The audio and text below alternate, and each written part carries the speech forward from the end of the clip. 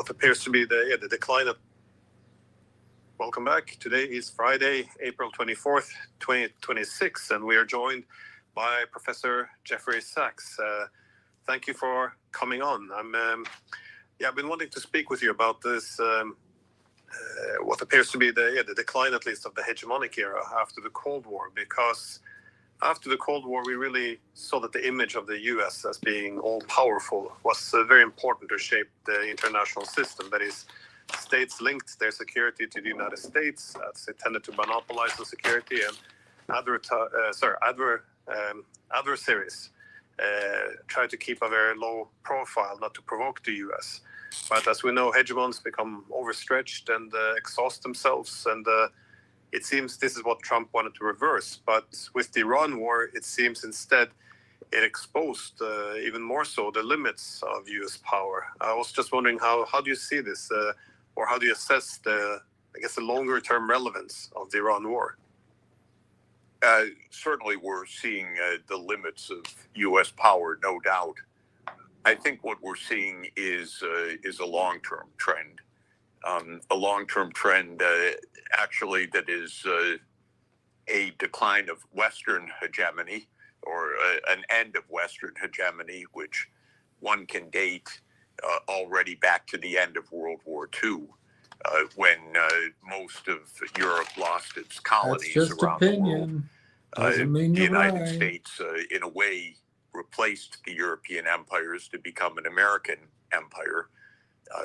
It competed with the Soviet Union as the two major imperial powers, but the U.S. was within that competition in some way always dominant economically and technologically. That was a very frightening time because these were two nuclear superpowers that were at each other's throats, often, at least in proxy wars.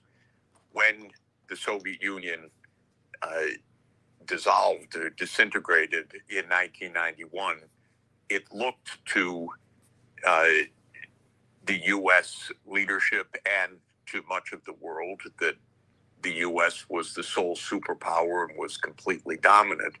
But I would say the long-term trend that had led to the decline overall of Western power after World War II was continuing.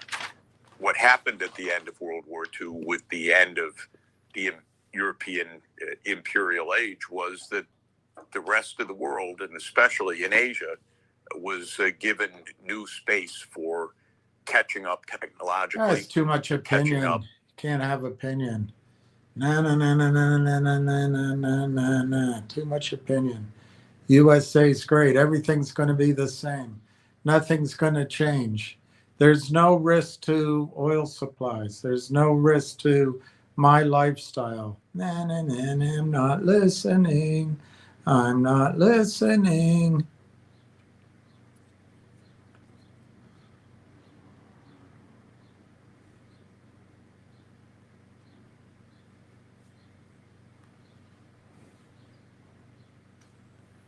Wow, Railtown's moving. Yeah, just as that was predictable. That was as predictable as a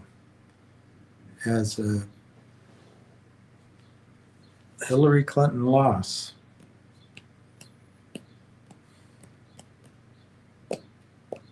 GDC showing some strength, up 22 cents at 4.27. Fingers up 2.5 cents at 109.5. HLP barely green at 90 cents, 0.9011.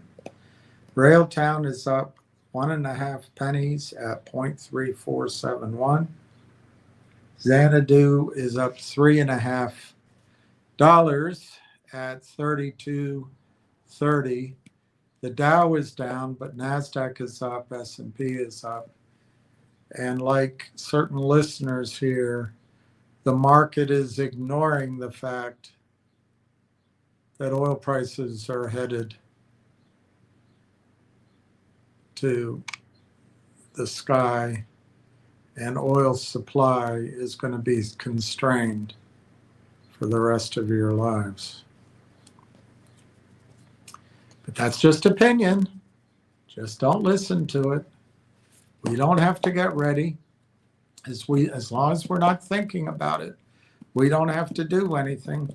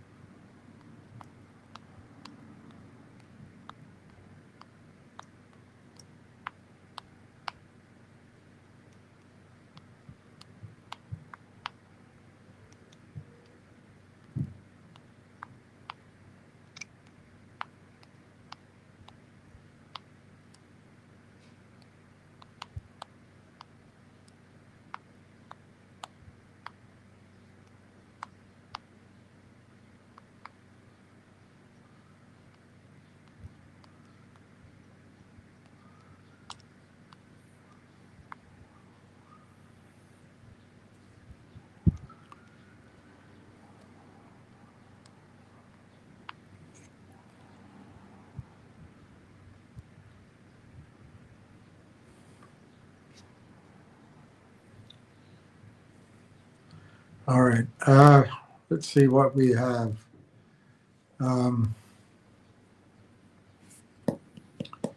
E. Belanger. Good day, sir. Good day to you. Jason Harbison. Green is good unless you're trying to buy the stock. Most of you have stopped buying. Pat M. Guten day.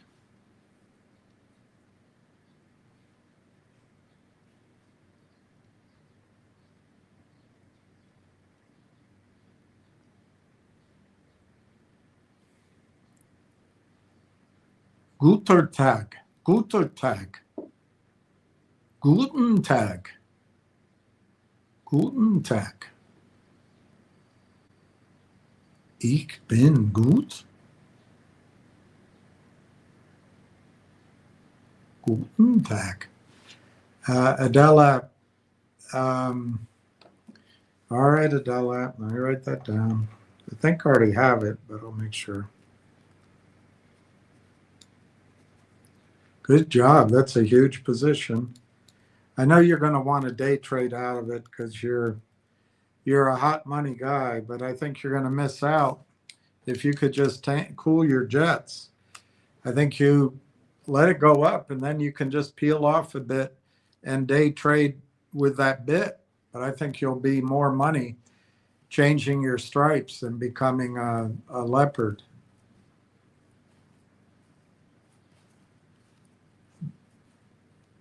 Change your ears and become a turtle? Anyway, Ulius Kiam, choo choo, and I'm in line already to ride. Let's go, Railtown. Exactly. Unknown stuntsman. Unbelievable. Unbelievable. Unbelievable. She's unbelievable.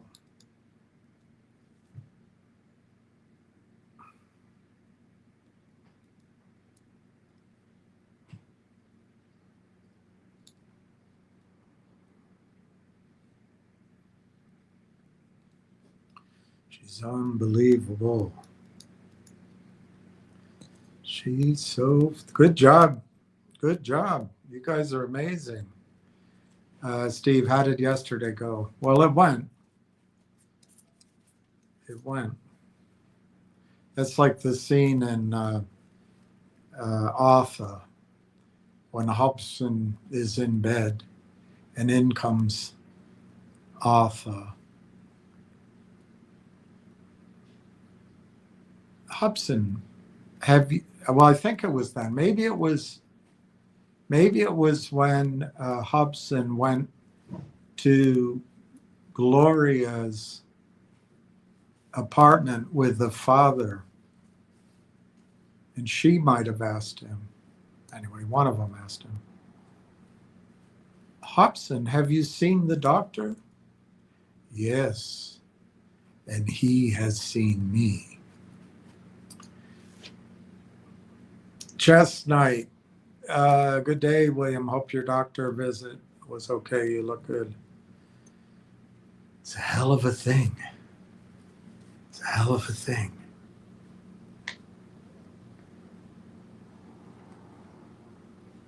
Being born. Yeah, thank you very much. I don't know, but it was certainly was a partly for transportation reasons. It was an all-day affair for me. But we're back at it. Jason Harbison, Unknown Songsman, you picked up half the volume today. That's an interesting thing to point out, Jason. As the volume declines, I believe it's a very bullish sign. It's kind of like I'm not a surfer. I actually tried to body surf in Hawaii once, and the wave picked me up and slammed me, so I'm surprised I'm alive. My friends came and got me, but I never did it again. But I have done it in the Atlantic where things are less dramatic. But you'll see, you're waiting for a wave that pulls back, and then it gets large, and then it comes forward. And that's what I take low volume to mean. Sometimes. I mean, it's not always the case, but sometimes. I wonder if it's Guter Tag or Guten Tag. Papers? Let me see your papers. Which is our role in the world now. That's our role now. So it's funny how things flip around. We're all human. We are all human, as any dog can tell you.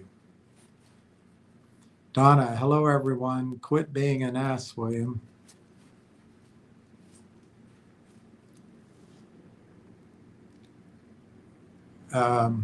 Say whatever you want. It's your show. I'll just mute till you're finished. Yeah, just put your fingers in your ear and don't listen to what's going on in the world. Sounds logical. Doctor appointment, Ralph Fan. Doctor appointment went well. You look good. Thank you, I guess. Got some.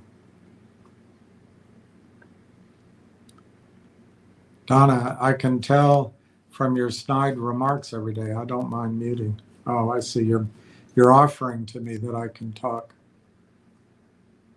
about crap. No, I don't need to do it, but I tell you what, there's a number of younger people out there that are going to start educating you on YouTube about how life is going to change. I've been talking about it and educating people about it for at least 20 years. So I don't make it up. I know you think it's opinion, but there is a potential that breakthroughs will come in nanotechnology, particularly. And there's also the potential that the population will collapse.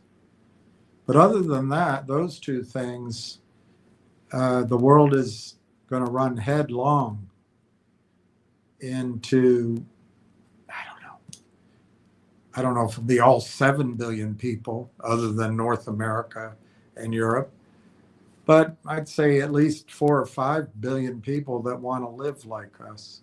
And that requires energy. On top of that, AI is going to require energy. So we have not invested enough, nor do I think there is enough, but we have not invested enough now for 10 or 15, 20 years, maybe longer, because we've had some screwball ideas that we can just make things go the way we as humans want them to go. But the world, depending on who you listen to, the world started with 3.2 trillion barrels of oil as its endowment. And as I say that, I don't remember if that's all recoverable, but I think that was the intent of that number. We've consumed more than half of that. And that's the cheap stuff. That's the easy to get to stuff. So there's going to be a reckoning. Things are going to get more expensive. I watched a movie the other night. Can't remember the name of it. Some name. Black and white cowboy movie that had been colorized. And the protagonist, a Southern something, captain or something, brought his wife out west. She was pregnant and she was in massive pain. He pulls into town and he finds a room for her, and it's $2. The guy at the thing won't let him go to the room without paying. So he pays, and then he finds the doctor. The doctor offers a script for medicine. He says, go wake up so-and-so and get this medicine here right away. So he goes. And it's $1.98 for that medicine. And he reaches in his pocket, the protagonist, and he said, oh, I just gave my money for the hotel room. I'll pay you tomorrow. No. I don't know who you are. You pay now or no medicine. I've got 2 mules and a rig down at the such and such stable. You can have them until I pay you. What am I going to do with mules? And so he's worried about his wife and pregnant wife, and he pulls his gun and holds up the pharmacist, and as he's leaving, I mean, he doesn't do anything. So as he's leaving, the pharmacist comes running out, screaming for the sheriff, and the sheriff comes out and stops the protagonist, I forget his name, and he says, "Hey, my wife needs this medicine, and she's having a baby." And the sheriff says, "No, no, no, I don't know who you are. You come back to the office." He brings him back to the office, stands him up against all the wanted posters. And the guy says, "Look, I've got to bring this medicine to my wife, the doctor so-and-so." And so the sheriff says, "All right, you walk in front. I've got the gun on you." And I think he handcuffed him. And they walk all the way up to the hotel, and they get up there. And the wife has died. I mean, you could have guessed that.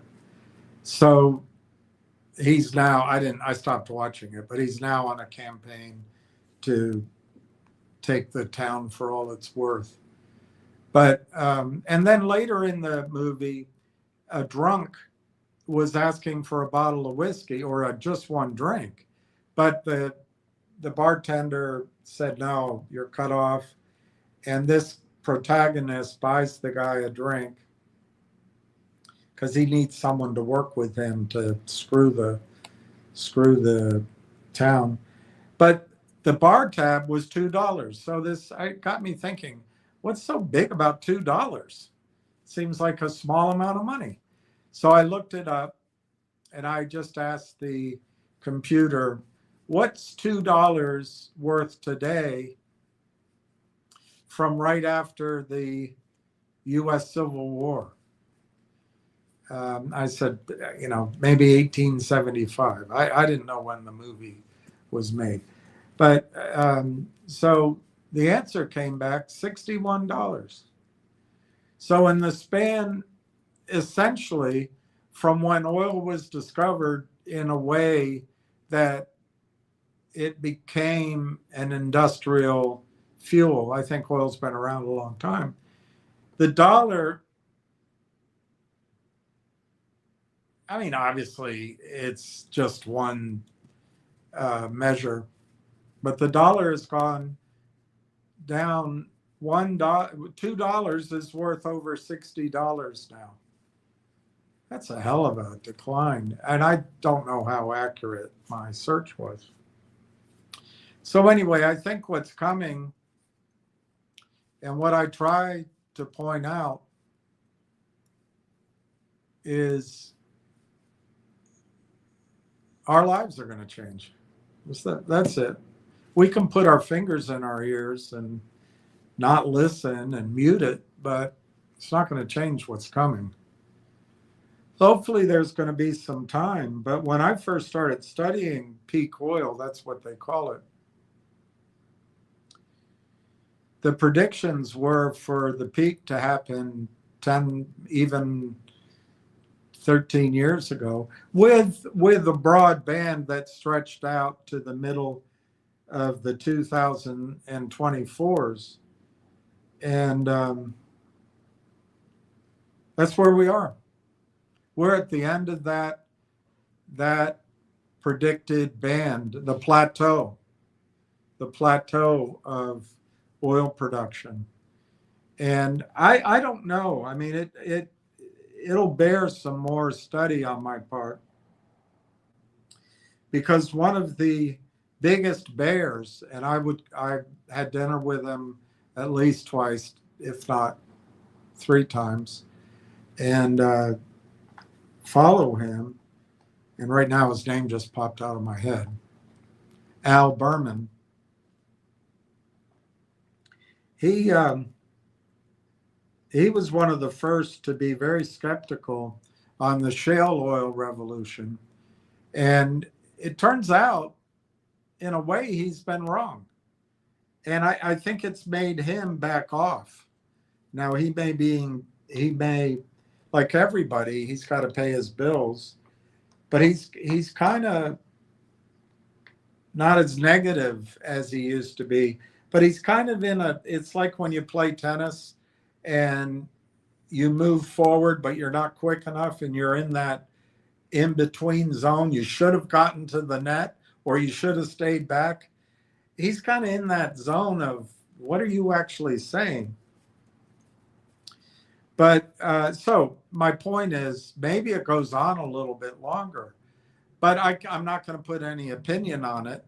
Obviously, our best ally in the Middle East only has our best interests at heart. And the people around our president only have our best interests at heart.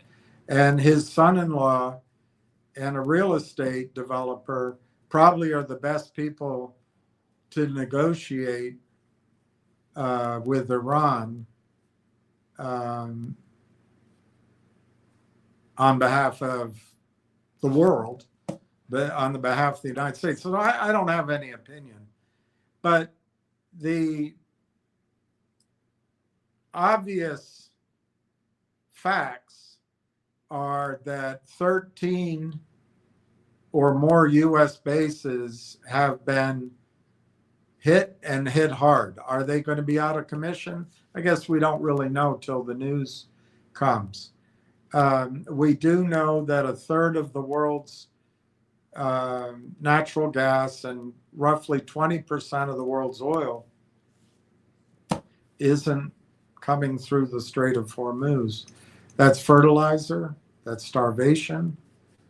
I'm not going to hazard a guess on opinion because I'm sure the people, the almost 100 million people in Iran are fine with everything that's going on, and they're not going to bear a grudge, and they'll go to the peace table and everything will be hunky-dory and the oil will start flowing immediately. And I'm sure Trump will recognize the peril, declare victory, and get the hell out and talk President Xi and President Putin into not coming in with their own bases. And I'm sure everything's going to go back to the way it was. And there'll be just enough oil supplied every day so that on the margin, oil can be priced at a low price, and everyone will ignore what happened and we'll be fine. I'm sure that's what's going to happen. Or it's possible that's what's going to happen. So we don't need to worry. But the world's oil supply declines at about 5 to 10% per day a year. So we were producing and supplying, it's just rough numbers, 100 million barrels of oil a day. Each year that goes by, that 100 million declines by 5 to 7, even higher percent a year. So call it, just use 7. That's in between 5 and 10. So you're producing 100 million barrels of oil. And if you don't do anything, you don't find new oil or you don't turn on oil behind pipe, that 100 million drops to 93 million. And it does it the next year and the next year. So we've been at a plateau, which I think was largely fed by the Permian Basin. But I don't think it's because they found more oil. Yes, the horizontal and the fracking helped suck it out more quickly. But the biggest change was that the commissioner, the railroad commissioner, changed the rules so that if you spent 30, 40, $50 million drilling a well in the Permian or in the Eagle Ford, and you went down and then out, It used to be you could only produce from one zone at a time, and you had to drain that zone or abandon it or put it behind pipe for later before you could go to a different zone. The rule changed. You could produce everything you found. And so the Permian for, I don't know, it feels like it's been 10 years. The Permian has been the swing production in the world that produces that extra 1 to 3, even 5 million barrels a day at its peak, maybe a little more than that, that's on the margin that brings oil prices down. But that miracle of the Permian production is in itself in decline now. There have been some sources of oil that have worked.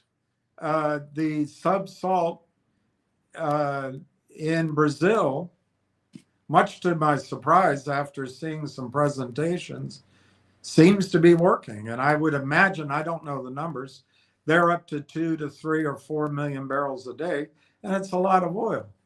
I don't know how much they export from it. Iraq, the world's largest remaining conventional oil source, I believe now, after probably coordinated attacks on it, I don't trust the city of London, but that gets into opinion. But anyway, that's back up to between 4 and 6 million barrels a day. I don't have it in front of me, but something like that. The UAE has expanded their production. They used to be one of the only countries with excess production. I think they're there now. I think they're doing 4 million a day. And Libya is back online at, I think, 2.5 million barrels a day. There is no other source of upside in the oil market. Russia, using Western and their own technology, has seemed to get their production up, but I don't know how much of it's natural gas versus oil. We herald our great miracle that we're producing 21, 22 million barrels a day, but we're not. We're producing at best 13 million barrels a day. The rest is all natural gas and liquids, which is very important for fertilizer, for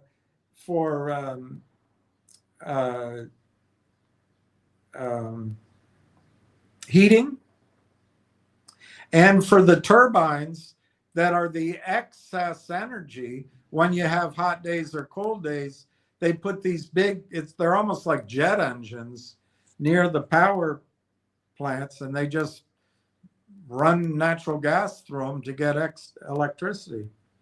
But we don't drive natural gas powered automobiles, and our diesel isn't run on natural gas. So it matters that we're not producing 22 million, 21 million barrels of oil a day. It's probably more like 12 million, 12.5 million.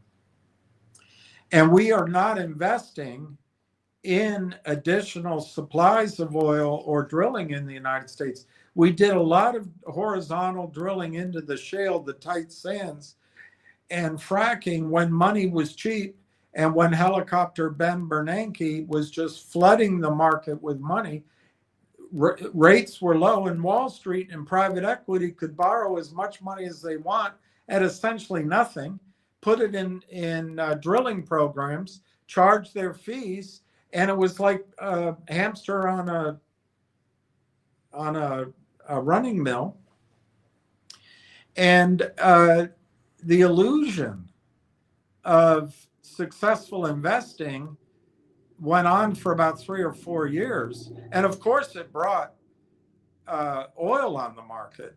But the decline rates on those wells are 85% of the IP, the initial production, declines in the first 18 months. So it was just constantly drilling more, drilling more, drilling more, drilling more, drilling more, drilling more. There is hope in nanotechnology, but how long does that take? Exxon's working on it. There'll always be oil. It's not the question that we're going to run out of oil. It's just we're going to run out of inexpensive oil. And there's many advisors out there, most of my friends, whose clients are very happy putting money in the managed accounts and in the,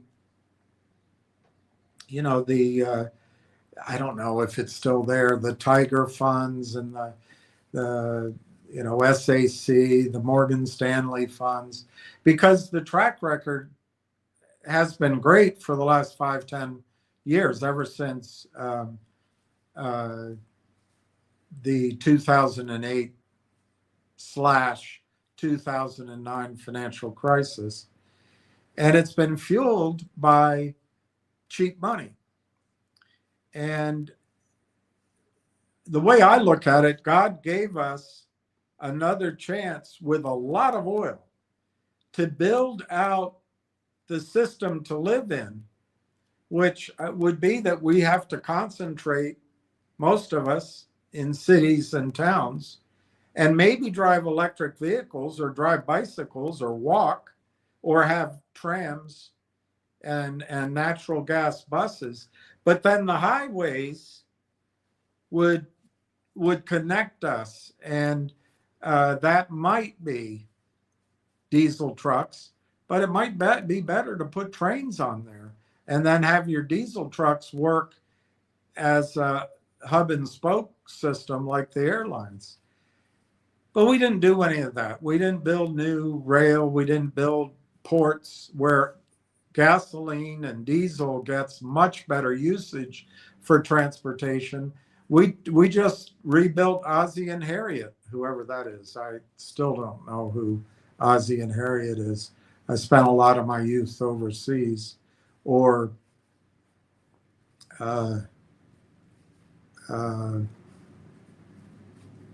limited television.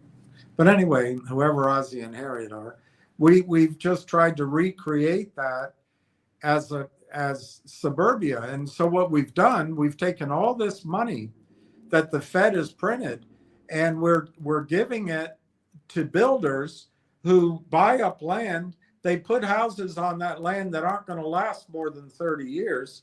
And money's lent into existence to create mortgages. And then more of us buy automobiles with money lent into existence. We fill our houses with colored TVs and computers with money lent into existence. And so our banking system has become massively over leveraged. But when they do that, when the developers build a house and sell it, they get to book all that profit up front. And so there's a lot of people and banks that are making a lot of money, but it's going to leave our country and our banking system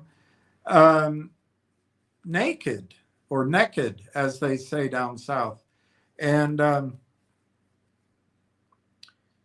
it's coming. And there's no fast fix. We can ignore it, but it's coming. And to me, what's going on in the Middle East is speeding it up. Most importantly, it's increasing awareness, so that that ability to protect yourself at inexpensive prices, that period of time is going to come to a fast close. So it's not opinion, but I understand it's scary. And, there's 4, 6 stages of grief. Good grief, and then it becomes bad grief, and then it becomes, that's not my grief. I don't know what the 4 or 5 stages are, but one of them is denial. And we're going to go through a big denial period. 20 years ago, 25 years ago, all of the stuff I studied, and more books than what's behind me, and more following. Back then there were some podcasts, but it was more reading than YouTube. And all the way back then, and still to this day, there are prognosticators who say that when the banks go to the edge and they don't have enough collateral, before they go down, they'll take us to war. And if you can't put it together, and I know it's all opinion, but if you can't put it together, it looks like anyway that the City of London, with its vassal state in the Middle East to cause disruption, and maybe the New York banks, and don't make any mistake about it, these large pools of money in the United States, they are not loyal to the United States. They're loyal to money. And it might be some banks out of Geneva or Paris. Might be. But it's basically the City of London, City of New York, maybe. They need the $100 trillion worth of Russian assets on their balance sheets. They need Iran's assets on their, or Persia's on their balance sheet. They need Syria's on their balance sheet. They need, I think they have it now, Venezuela's. But there's occasional countries out there whose assets have not been secured against loans and aid given from the West, which brings that, by creating a secured debt, that brings those assets into the banking system. And if you can bring $100 trillion into the banking system and you expand it, you can expand it to whatever's after $1 trillion, 1 quadrillion. That solves a lot of the leverage problem and lets this charade of growth continue.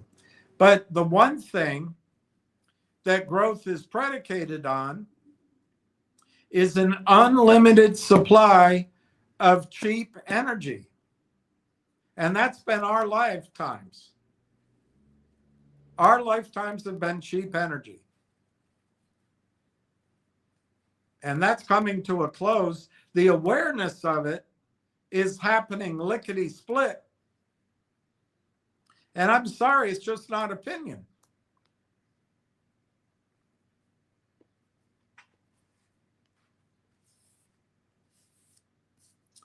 The only two hopes I see is, maybe they'll find something in the Arctic that's the size of Saudi Arabia. But Saudi Arabia's production is 10 million, if that's true, 10 to 12 million barrels a day. If the world wants to live the way we do, we're going to need 150 million, 200 million barrels a day. We're not going to get there. So unless the US dollar is the world's currency, and we have seigniorage, which is printing money that has no collateral. It's the petrodollar. You hear everybody talking about the petrodollar now. Once that's gone, it just becomes a bidding war for what oil's left.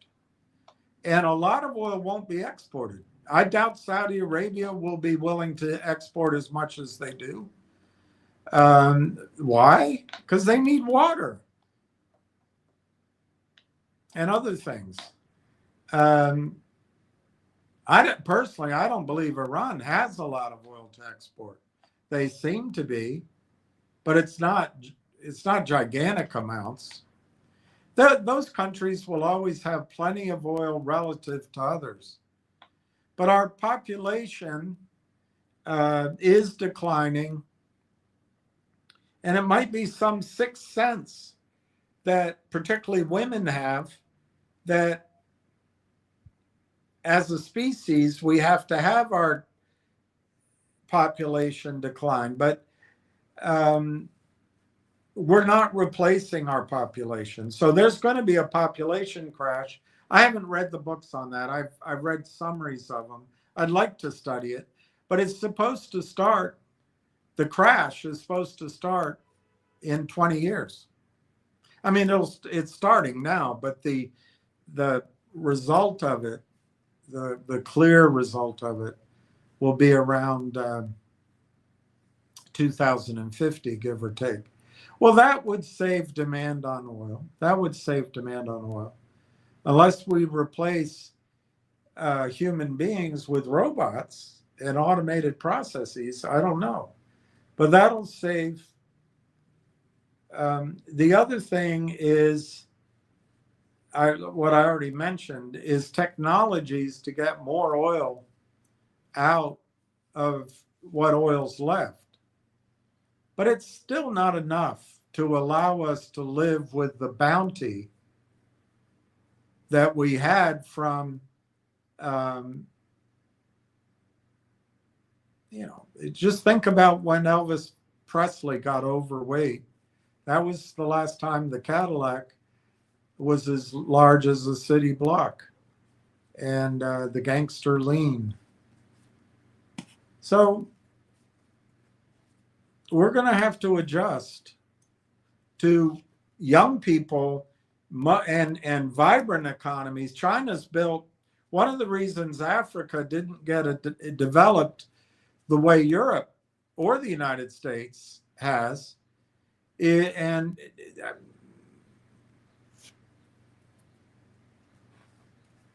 I mean, Russia has the same thing, and I guess it was backward for a while. But Europe has these long, meandering, deep rivers. So you can have economy way deep inside of Europe and start shipping goods to the ports and out to the world. Africa doesn't have those rivers other than the Nile, which is in dispute, but it doesn't have those rivers. So you don't have an economy growing up in Africa that connects different the inland by sea. But China's been building call it intercontinental railroads in Africa, and I think that's going to change a lot. But Africa is also youth. It's also reproduction is happening there. I hope the big animals survive.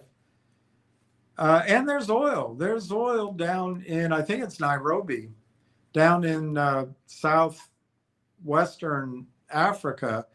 There may be quite a bit of oil. But we're never going to have the population relative to the massive excess of oil that we've had all of our lifetimes. And ideally, we would have had more time to adjust for it. But it's coming.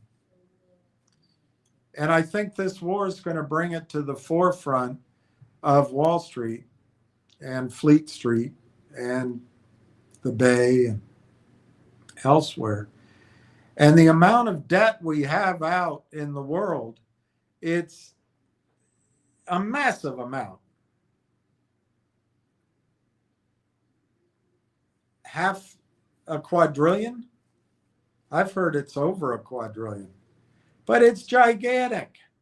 And the only reason the debt has been allowed to be created is this illusion that we have endless amounts, and the human mind will come up with a new way of creating cheap energy. Therefore, the economy can grow and pay back the interest on all that debt, or the debt can be rolled over. Well, I've got to study it, but if populations collapse, you're not going to have economic growth. You're going to go into a depression. If available oil declines from 100 million, it doesn't go to 150 million or 200 million barrels a day, but it actually declines from 100 million. We've been at this plateau for a while, and in 5 or 10 years, oil is at 65 million barrels a day produced, but demand, if it could be sated, would be 150 million barrels a day, and we don't have the dollar anymore. We go into a bidding war with the rest of the world for our oil, and it's going to get expensive. And I don't think it's opinion, because what I've read are PhDs and very seasoned, they're dead. Most of them are dead now. Oil and energy men and women. But you can say it's opinion. I mean, there's a whole slew of people out there that say the earth creates oil. Like, I don't know, just creates it. It's not, there's no evidence of that. So when I talk about the Middle East, it's with this great deal of horror, not just for the human loss, but I don't think people realize how fragile our economy is. And many of you own more homes than you need. Right now, it's a great investment, but there'll come a time where everyone's selling and you'll lose money. At least you'll have extra homes. Homes are probably going to get expensive to hold because taxes are going to go up. We're going to have to live locally. Just-in-time delivery of things from around the world is going to end. Cheap televisions and cheap computers, that's coming to an end.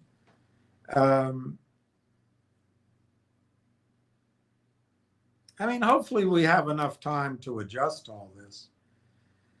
But air travel is going to end. Air travel for the masses, over with. Air travel for the masses will be over with. You won't be able to afford it. It'll cost you 10 grand to get to Europe. Maybe it'll bring back boats. I'm not talking 10 grand in first class either. I'm talking about cattle car.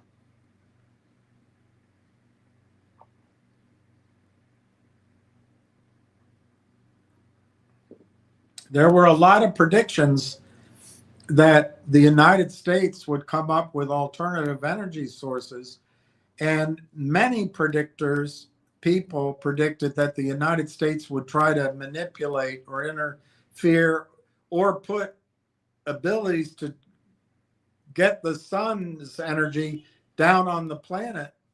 But the key dichotomy is oil and natural gas and coal are yesterday's sunlight. And we're burning more sunlight than we can capture. There's plenty of sunlight, so there may be some technologies we can come up with, but we haven't focused on it yet.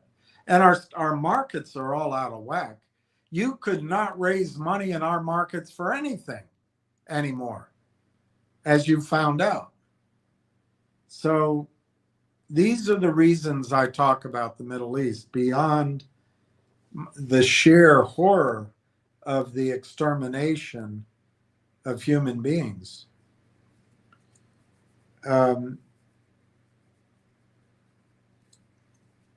I think one of the ways to prevent your own suffering in the future is to make sure you live where you want to be living and pretty much make sure you're out of debt. There's a theory that if you have debt on your house, that debt will go to next to nothing as there's inflation. But I wouldn't bank on that, because the banks are not going to let your mortgages wither away to nothing, I don't think. So getting out of debt's a big step. Staying in shape, learning to do with less, get your travel out of your system. And the only thing I can help with, Donna, other than your closed-mindedness, The only thing I can help with is to try to get people to create some equity in their accounts, which I think Railtown's going to do massively. I think Railtown has a chance to make quite a few millionaires here. But we have to make a bit of a transition at some point, I think, into oil and gas income, because the United States does, and Canada, Mexico, Venezuela, there is oil. But the income from oil, whatever it's worth today, ignore the value of the dollar. Whatever economic value that has today will continue into the future. So whatever happens to the dollar, if you own a piece of that income, you're protected. That's one. Two, gold and silver and other hard metals and mining, miners, another place that we're going to have to be. I mean, even the lowly idea of iron ore. We have to rebuild bridges and build rail and build probably buildings. We need iron. So those are some areas I hope to get into. And maybe, Donna, right now we have 19,601,000 shares of Railtown. We're very close to 20 million shares, and I hope to get there. So 19,601,771. If we can get to 20 million, and I know a lot of you are going to get shaken out because Tony De Niro's an expert, and you're going to listen to him, and you're going to chase the financial markets. The financial markets are going to be wiped out. People that are chasing 15 and 20 and 25% per year historic returns run by people that don't think the way I do. And it's not just me, by the way. It's nothing special about me. They're going to get wiped out. Their accounts are going to be obliterated. But they're going to be going along with the crowd, and the booklet that comes, it'll come with a nice clamp, and it'll be leather, and there'll be gold embossing, and it'll, as you open it up, it'll feel like you're going into a fairy tale land with the noises. It's like a brand. It's trouble ahead. And I'm not saying, by the way, that the world's going to be wiped out. Human beings are industrious. Human beings buy and sell from each other. And the United States, even though our topsoil is down from multiple feet down to half a foot, we still have topsoil to grow food on, but we use fertilizer.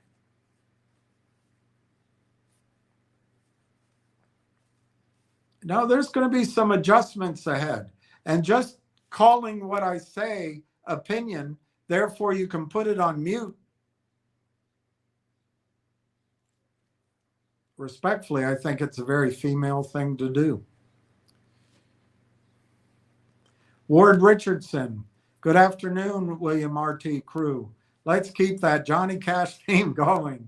Like RTAI is coming in hotter than a pepper sprout. We got married in a fever, hotter than a pepper sprout.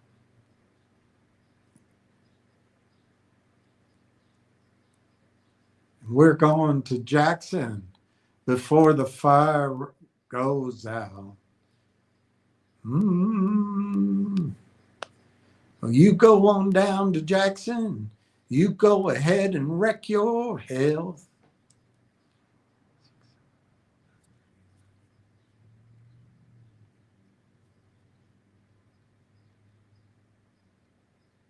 I would play that song, but they'd block me. That's one of my favorite.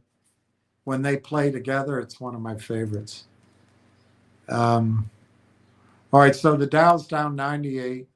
NASDAQ's up 400 and S&P's up 50. By the way, the markets can stay, which is what I'm calling for. The Dow's 49,000 now. And I've been calling for these high numbers for a long time. And I've raised all my targets just because I'm a jerk. But I wouldn't be surprised to see the Dow go to 75,000, even 80,000. NASDAQ go to 35, 40,000. S&P, a little tougher, but maybe that goes to 10. Maybe it goes to 12. Whatever, in a blow-off top, we will have, if we're all working, we will have a chance to take some actions so that we can survive and thrive in the new world. And we don't have to be crazy. And maybe what I'm talking about somehow never happens. But it's going to have to be managed. This is where we are on Railtown, 19,601,000 shares.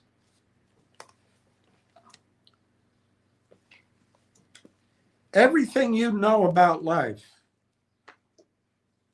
everything.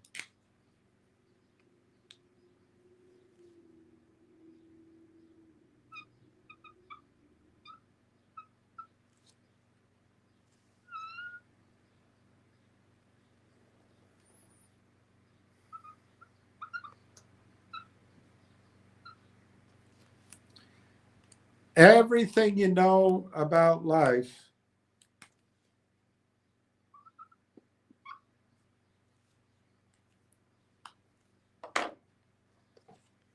happened after the Civil War. And oil production went up and it's plateaued. Now, I don't think it's going to go in an upward direction again ever. So oil from 1864 has gone somewhere in the 2010s, and we've been on a plateau. My feeling is the next step is straight off the cliff. But maybe it's managed, but it's going down. Unless we find another planet, lasso it, and bring it into orbit, and it's full of oil. Oil went from a discovery in Titusville to a massive oversupply, and then it got us out of World War I, got us out of World War II, and it created the economic boom.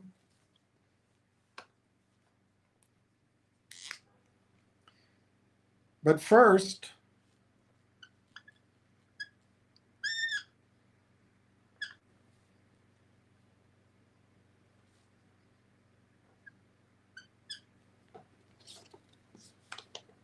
during this time, all of history that we know about, the world never had more than 1 billion people, probably much less than that. But because of oil, population went from below 1 billion people, well below it. It hit 1 billion sometime in the early 20th century. And population went over 8 billion because of oil.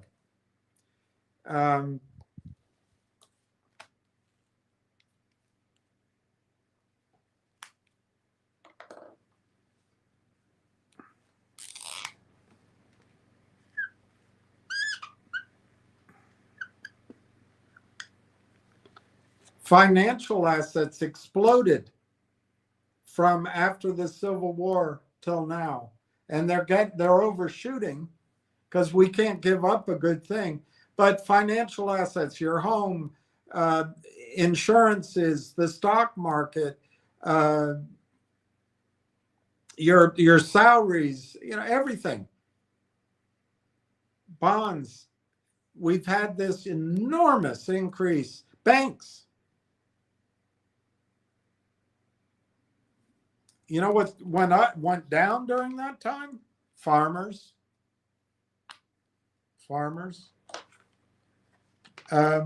So the population went up. Financialization has gone up. Our general lifestyle's gone up.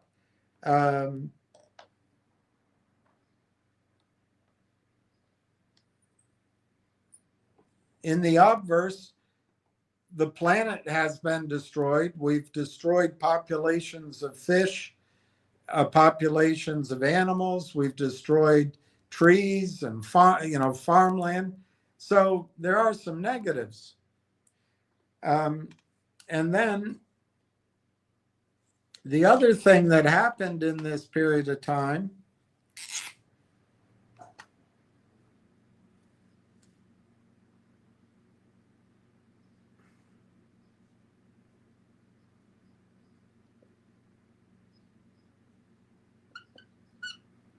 and this will overshoot too, is we've changed the world's climate. And many people don't agree with me on this, but we've burnt a lot of coal. The gas from coal stays in the atmosphere, carbon, CO2, for 200, 300 years. Natural gas, I don't think, is as bad, but people like to demonize it. But methane, if methane gets into the atmosphere, it's not as strong as CO2. If I remember correctly, but as I'm saying that, it might be stronger than CO2 as a heat trapping gas, but it's only in the atmosphere for 40 years. We've increased our use of nuclear power, which I think has led to disastrous mistakes in Japan, which threaten all of creation, but you don't hear about it. That's not, by the way, opinion. They just shut down the news. You wonder why whales are showing up starving. You wonder why sharks are attacking humans. They're hungry. Half of the world's oxygen comes from plankton. I don't know what radiation does to plankton. But anyway, all of this is the industrialization allowed by oil.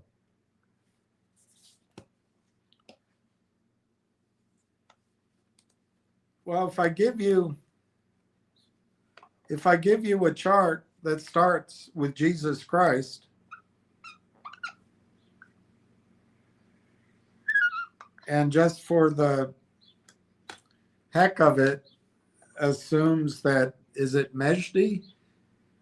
What is it in Islam or in the Jewish faith? That the Messiah comes in 4,000 years. If we just use that as our timeline,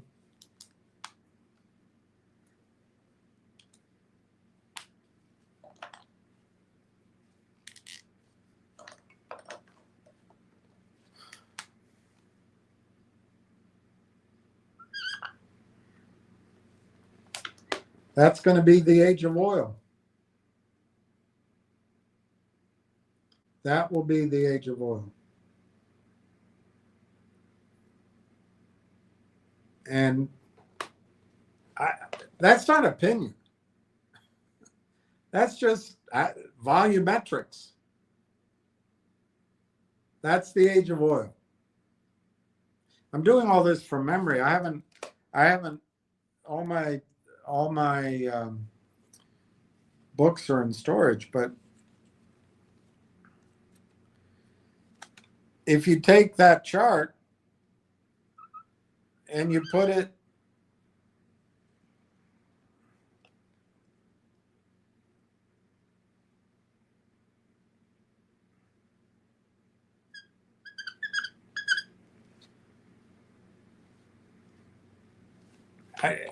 my drawing's not very good, but if you have the peak, the plateau starting somewhere in the 2000s, we've had this peak now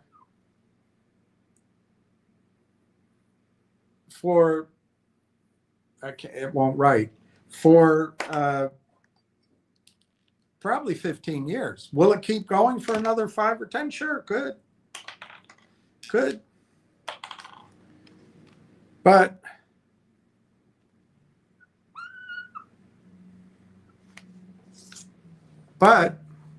when the plateau ends, the next direction of oil supply is down. And once it turns down, it's for the rest of humanity's existence. And so all those things, the 8 billion people, they're going to decline. Financial assets, they're going to decline. Demand is going to fall.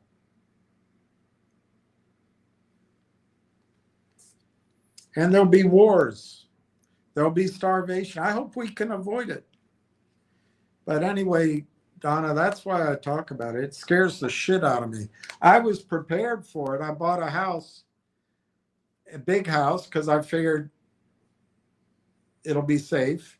It was near the White House. And worst case, people could live with me, and it would be an island. But I no longer have it. I had 6,000, 7,000 ounces of silver. I no longer have it. I had raised money for oil and gas companies, uranium.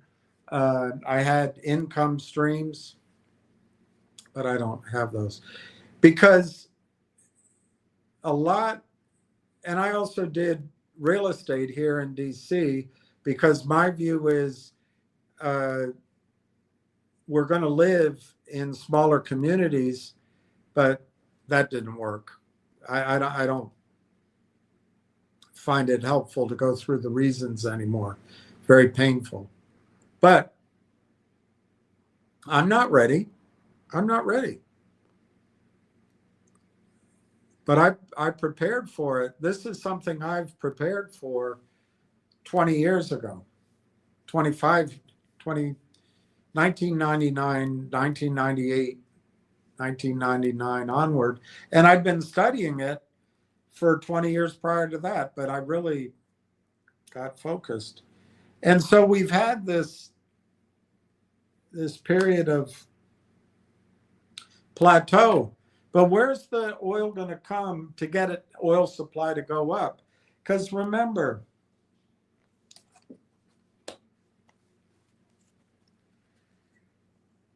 I'm not a very good drawer, but if we're producing 100, why doesn't this work? 100 million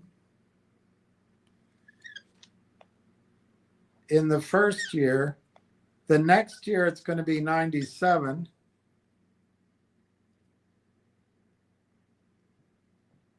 No, 93.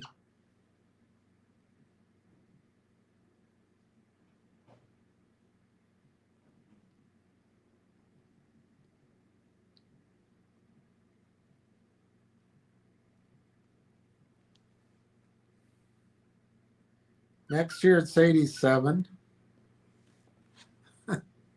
It's just not pretty. And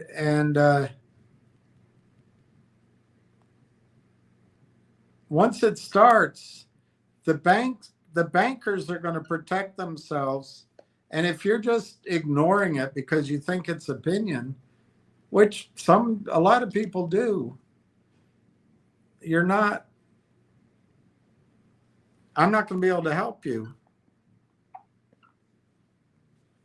But just in 5 years after the decline comes, assuming no other oil is found, and we've been living off of the excess from the Permian and some oversupply while there was a back off during that thing that happened under Biden and during the financial crisis that happened Bush-Obama. But once we peak at 100, which I think is our peak, we go down the other side and production declines 7% a year. Year 2, we have 93 million barrels a day. That doesn't look right. Year 3, we have 87 million barrels a day. Year 4, we have 81 million barrels a day. Year 5, we have 75 million barrels a day supply. And it keeps going. That doesn't count natural gas. Natural gas wells typically don't decline, they just stop.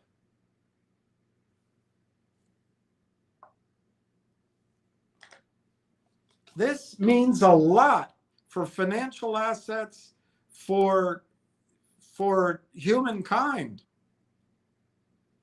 And one of the only ways I can think of protecting you all is to get you thinking about having income that's based on oil and natural gas, having assets that are gold and silver. And you can debate, well, if there's fewer people, who's going to want all that gold and silver?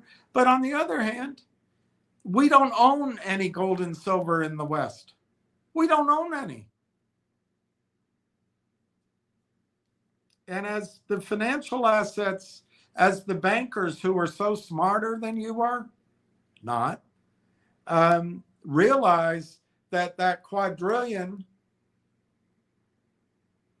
in debt, whatever it is, and derivatives, cannot be paid off because the economy can't keep growing because there's not enough cheap energy.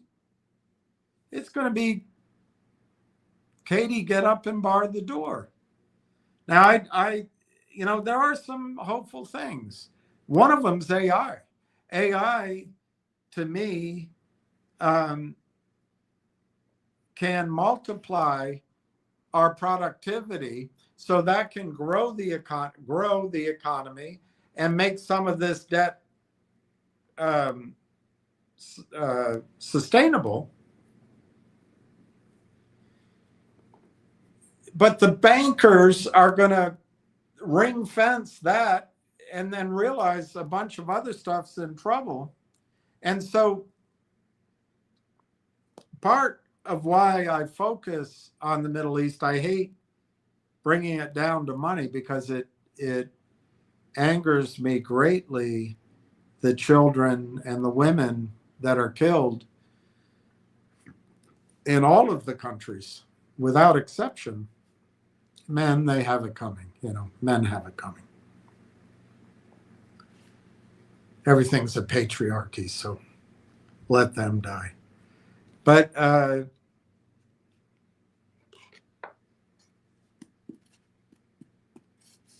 it's frightening. And I don't find it helpful to ignore it. But I have to admit, in my own life, I ignore things. I mean, when things are scary, I delay. So it's a human thing. But anyway, I think AI has a great chance to be the industry that rescues the world. I mean, imagine AI comes up with a way of allocating energy. That would be great. I think Anthropic, I've got to go back over that article with you guys, but I actually think Anthropic might have the world's reserve currency. Not the dollar, but the tokens what are they called? Yeah, tokens. All right, let's keep going. Ralph Fan, Uncle Bill, not sure you don't have an older brother serve in Vietnam. My uncle Tom Farrand served in Vietnam. My uncle John Farrand served in Vietnam. And they both died about I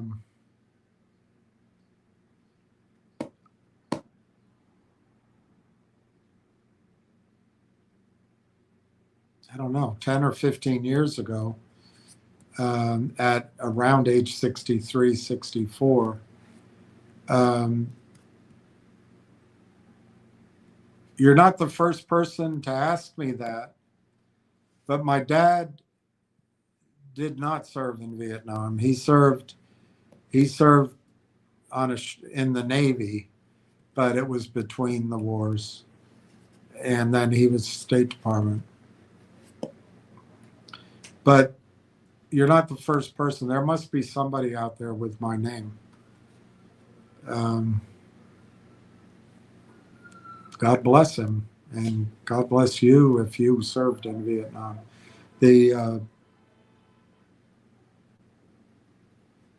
I was a kid, of course, but just watching my uncles have to deal with the draft.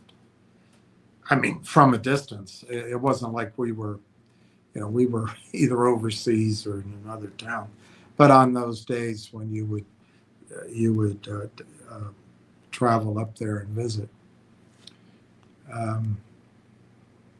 Ralph Fan, my average is 43. That's a good price. And what I'm scared about is that's going to be in our rear view mirror soon. Good for you, Ralph.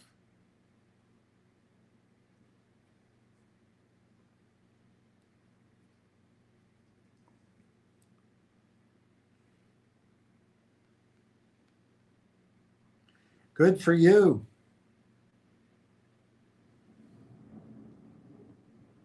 That's awesome. I don't know what I have you down for, but that seems larger than what I wrote down, but maybe not. Maybe not.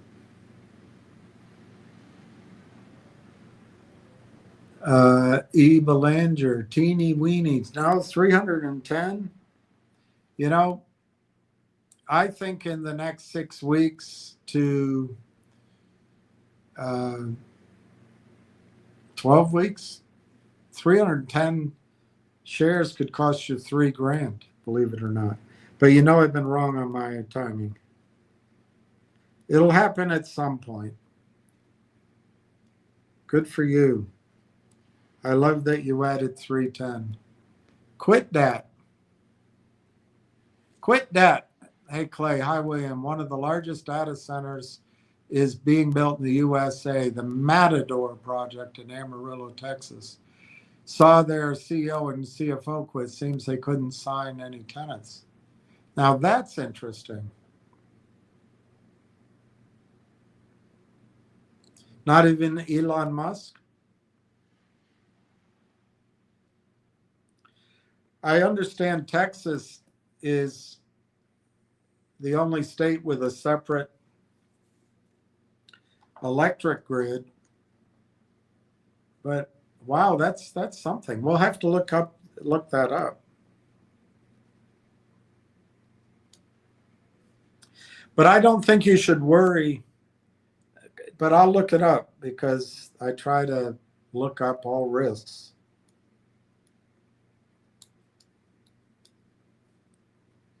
When you have Jensen and others pointing out that you can't buy a chip or a semiconductor, you can't lease them. I mean, the demand is growing, but it's interesting that they're building a large data center and they can't find any tenants. I have to find out about that. That's a good catch, Clay. Adela, I won't day trade Railtown, promise. Well, I mean, there'll always be, we're going to have to address that, Adela. If there is a short squeeze and it gets up into some stratosphere, it's going to be so tough because whatever you're selling, the shorts will cover, and then there might not be shares available to buy back. But if the profit's big enough, it might be worth it. Anyway, we're going to have to address that. The other thing is, if you have, like, your position is fantastic, 161,598. I don't know. If it ran up and you had that urge, you know, you could sell 11,000 shares or fewer. And when it pulls back, try to buy them back, or you could, you know, you could play with a little bit. But, you know, then you bring in all sorts of tax consequences. Do you realize, Adela, if IBM were to come in and pay, I don't know, 30 billion for Railtown?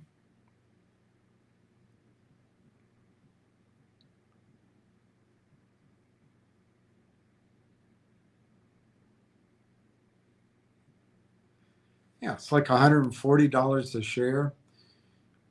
I'm not promising that, but if something like that happened, you'd have no taxes on that uplift, and IBM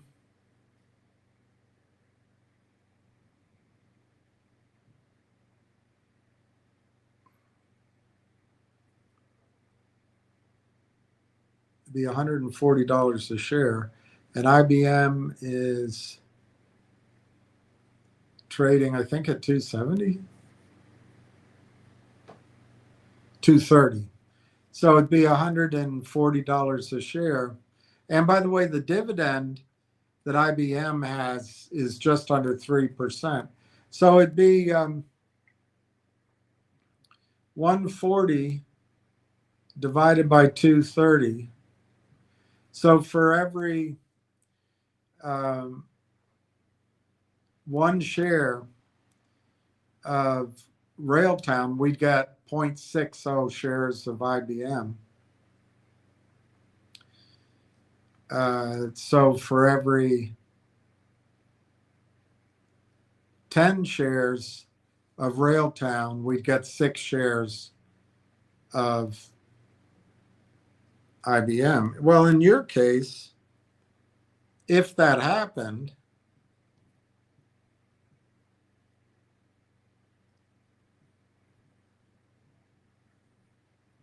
and I'm not saying diamond hands, you'd basically have 97,000 shares of IBM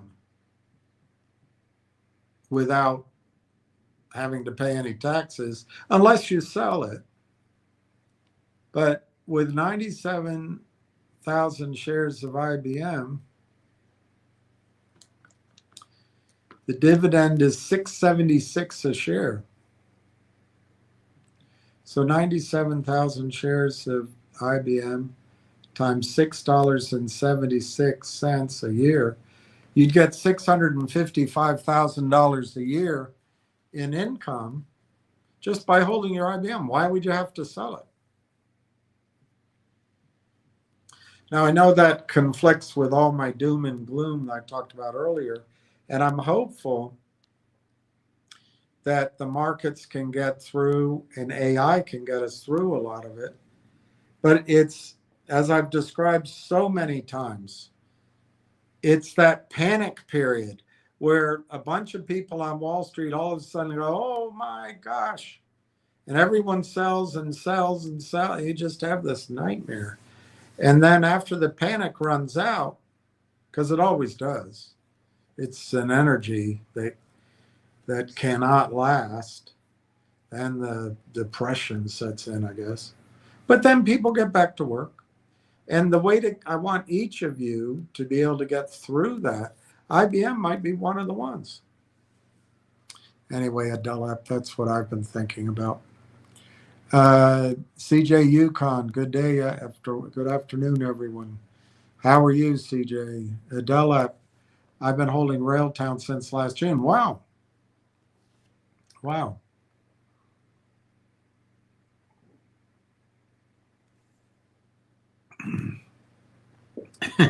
Which is a condemnation on my urgency, isn't it? Because we're just about, I think we're just about 6 weeks away from being a full year, maybe 7 weeks, a full year from when I first got, adamant. Unbelievable. Adelep, almost a year now. Yep, that's right. Ralph N., I sold my ZJYL, good, and a lot of finger, good, good, good. I commend you for doing that. Remember, Railtown does offer, if you care about it, the chance of a squeeze. I hope it doesn't happen because I don't want anybody to be turned into a day trader with this stock position. This is, now, there's a lot of putting pieces together. And if it turns out that like Langchain's, kick ass better, or Google ADK eats their lunch, or Amazon put a whole team of engineers together on Bezos's yacht with his wife, and they came up with an answer. Well, we have to deal with that. But right now, it doesn't look like anybody's got what Railtown has. Adelep, I can hold 2 more years, but not much longer than that because I'm older than dirt. Well, I know the feeling.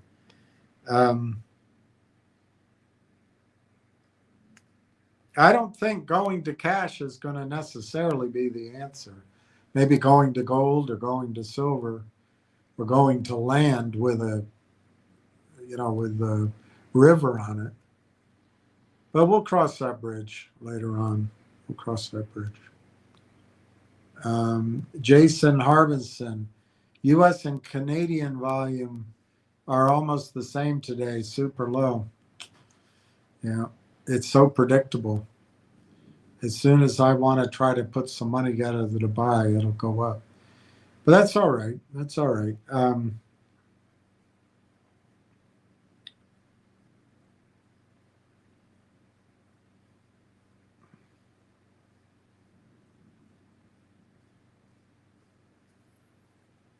I take super low as a very bullish sign. All right, let's see. We've only got 11 minutes to go.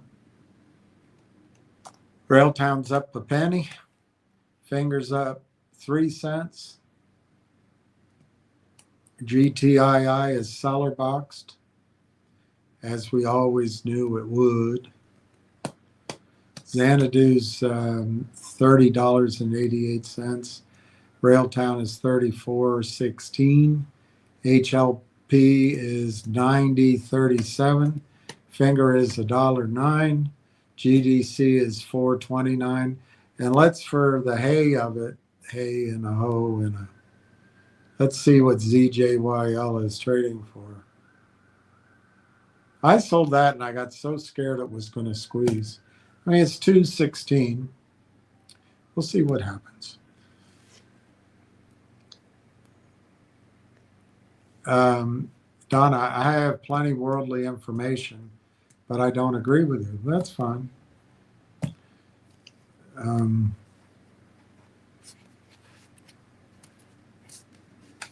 That's fine. That is fine. I don't know what part you don't agree with, but because I say a lot of things. But there's a lot of people in the oil business that don't agree with me either. So there's that. I don't think there's anybody in the population business that says that Western population is going up. I mean, you can see that by the immigration numbers.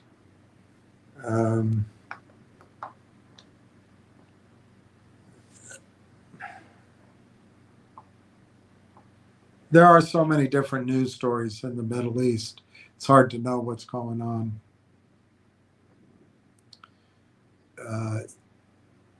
In the Gulf.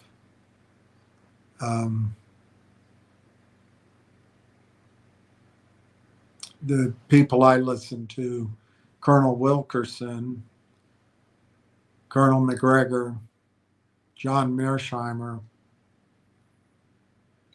that Professor Marandi from Iran, and there's some others like Katie Halper or Kim Iverson I listen to. There's a guy named Larry. He's an ex-CIA guy. I find it really hard to listen to him. He hates Trump.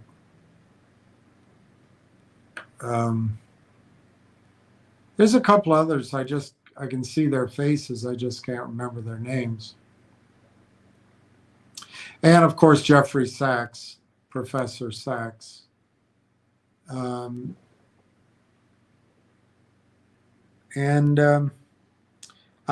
don't know. They all seem very credible with great sources of information, but it's possible they're all wrong and you're right on that. If that's the area you disagree with me, I don't know. Adelap, in 2 years, I'll sell a few shares to pay off the loan. Well, we'll talk about it as we go on. If Railtown gets priced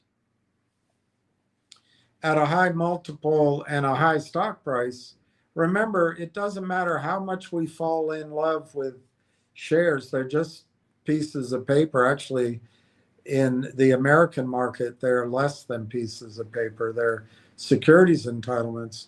So my biggest concern at Delap is you hold on for the, let's say 35 cents to 350, the 350 to 7. And, even from $7, it could go to $70 and all be within a quite reasonable run.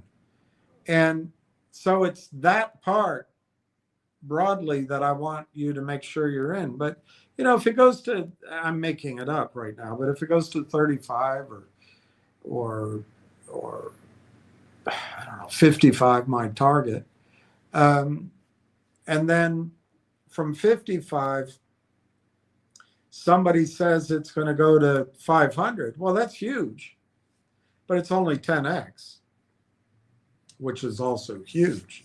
But if you, considering it might not happen to go from 55 to 550, particularly when we want to make sure that we survive a panic. That's what I'm talking about. I don't know what'll be on the other side of the panic. Maybe it'll be all fine.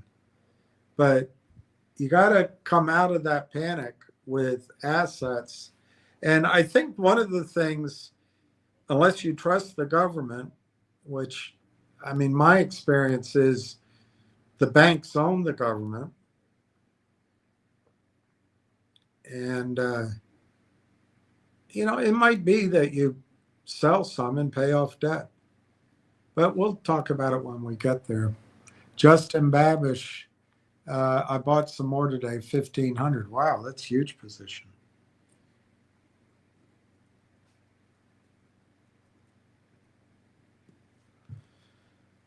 $85.8. That's awesome, Justin. Congratulations. Silver Skyrocket. Hello, William. Hello, everyone. Hi, my friend. Steve, nice job, Ralph Fan. Sold my ZJYL 9 months ago at a huge loss. Saved me a ton because it went way lower. I'm glad you did it. Clay, the company I'm referring to is called Fermi. Okay, let me write that down. Fermi.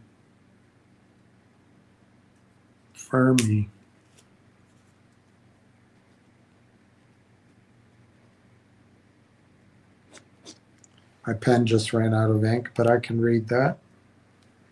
I'll get a different pen. Fermi. And it provides the power for data centers. Power was to be nuclear gas solar. this actually could bode well for us, being that we're hydropowered. Yes, one of the great things about the Rimouski data center is it is already powered, it is hydropowered, and I think, although I should check that before I look at it, but I think the hydropower comes from the St. Lawrence Seaway, but maybe it comes from Niagara. I should look that up. I just repeat from the literature that it's hydropowered. I don't know where the hydropower comes from, but you're absolutely right. It's already powered. And it's one of the advantages Canada has versus any country in the world, with the exception of maybe Saudi Arabia, is enormous energy resources. Canada has water too for cooling. So it's a perfect, highly educated, just like the Saudis are, or, you know, a large percentage. So the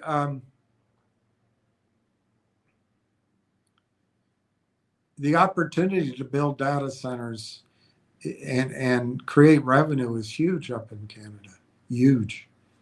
And I agree with you, it could work to our advantage. Unknown stuntman, people should only want the truth, whatever that is. Truth is all that matters. Yeah, but people have different views of truth. We all have different processing, and we all remember things differently.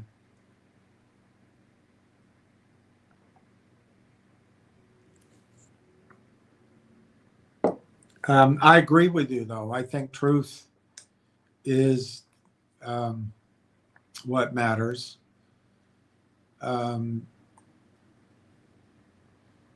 But there's times I had a friend, she's since passed on, but she said she never told a lie. And I said, oh, you must. I mean, what if someone you cared for came to dinner and she just had her hair cut, and she asked you, do you like my haircut? Doesn't it look lovely, beautiful? And you thought it didn't. Wouldn't you say something close to a lie? Like, yes, it looks wonderful. What a great job the barber did. It's magnificent. She said, no, I wouldn't say that. I'd tell her it looks horrible. So, but yeah, I think truth, I mean, Donna's correct. Even with big studies, people have different views. Look at the new governor of Virginia, CIA.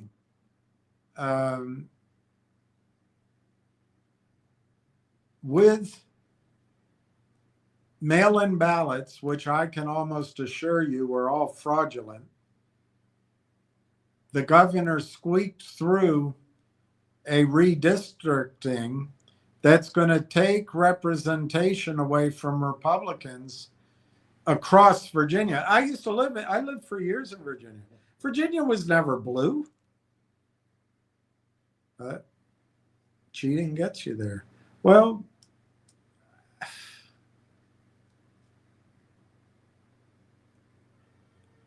I guess it's all ends justify the means. It's very communist. But that's what's ahead of us, I think. I think that's what's ahead of us. Just not agreeing. That's not my lived experience. And that's, you turn everything into an opinion. And I just don't see the world that way. I think there are facts, and I think there are conclusions.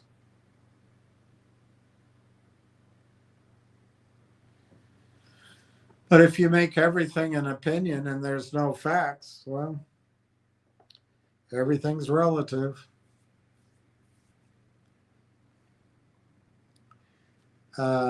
Quit debt. Yes, and environmentally friendly.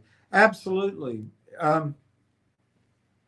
I think there'll be a push, particularly in Canada, to move this power for data into green energy, which is Rimouski and Kamloops.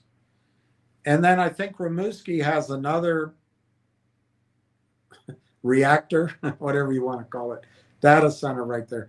Collectively, there's 4 data centers. I think Kamloops is in British Columbia, but I'm going by my memory. And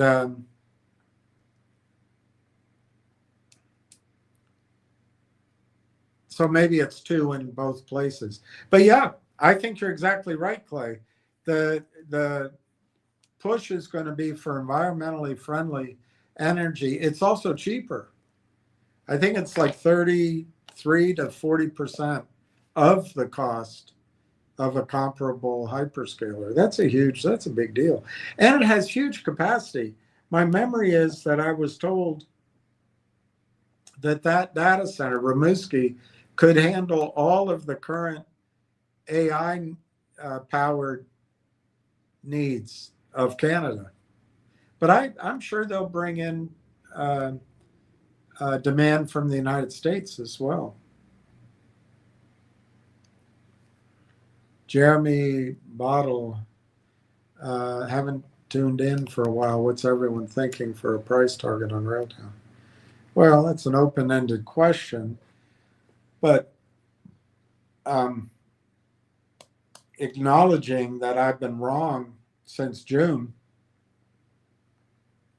in terms of urgency, I'll start by saying what I expect to happen is as soon as this, let's call it a quiet period, ends, as soon as Wall Street has an aha moment and says, oh my gosh, this is on top of that stack at that data center and it's working and it's scaling and it does what?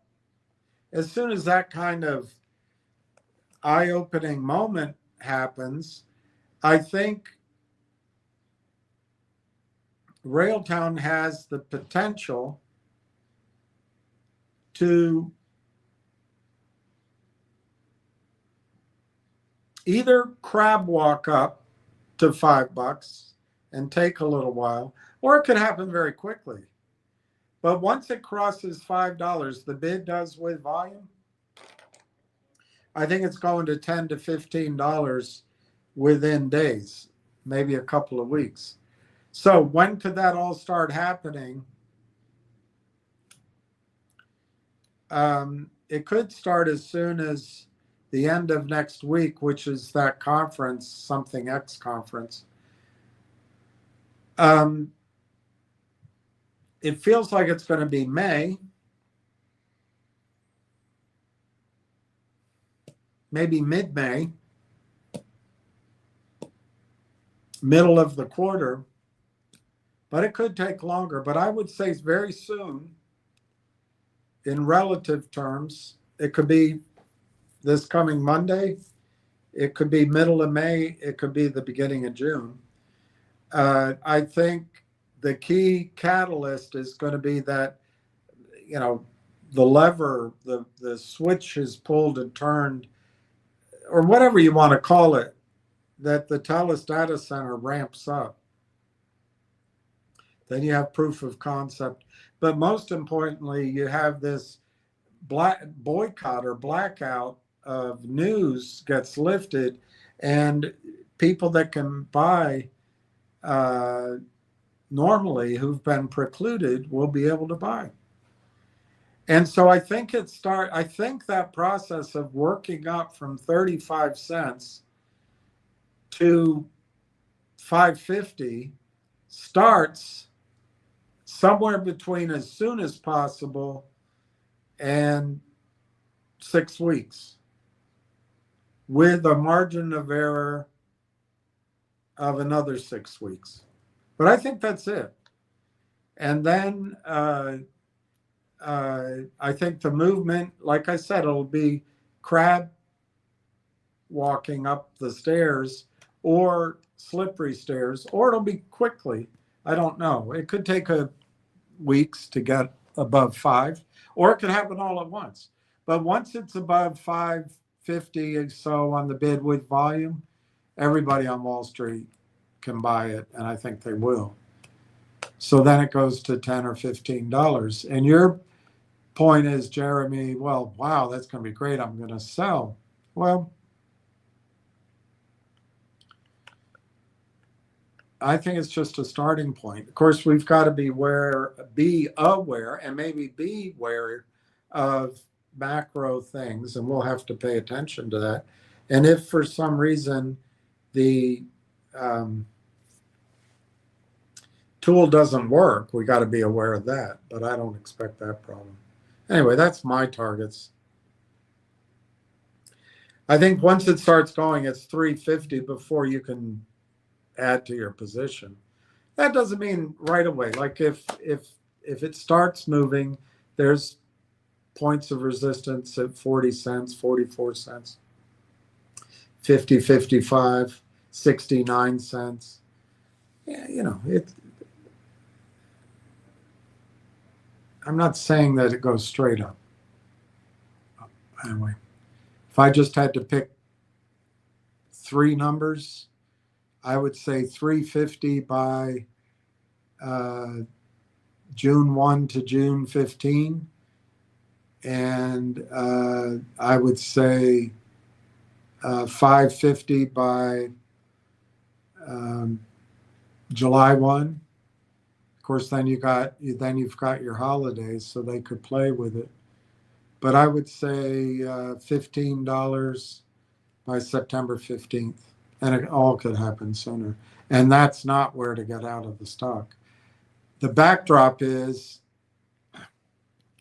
the stock market. So we're going to have to be watchful for that.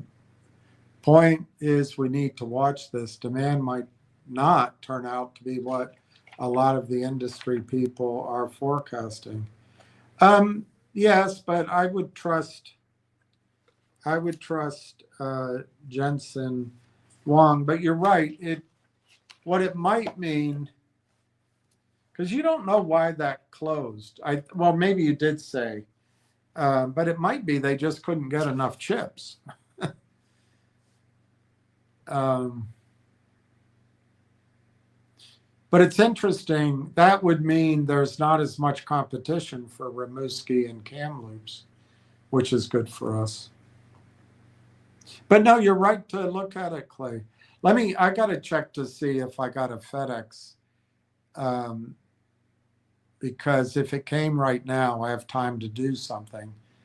If it didn't, oh well. Oh well. All right, I'll be right back.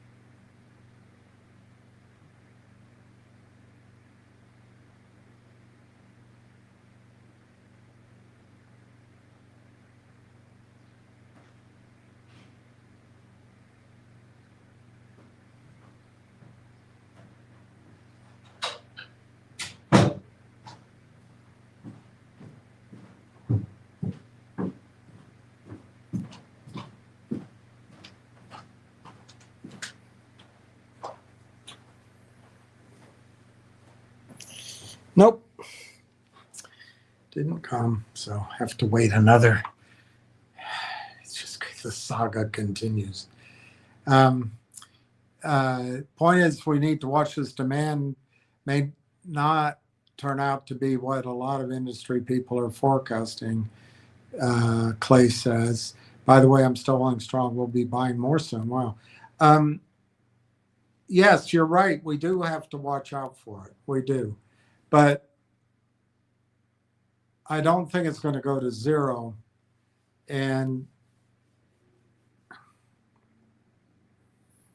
in fact, I think demand is going to grow. But you're right, there's a lot of data centers. Could data centers be overbuilt? I mean, it makes sense.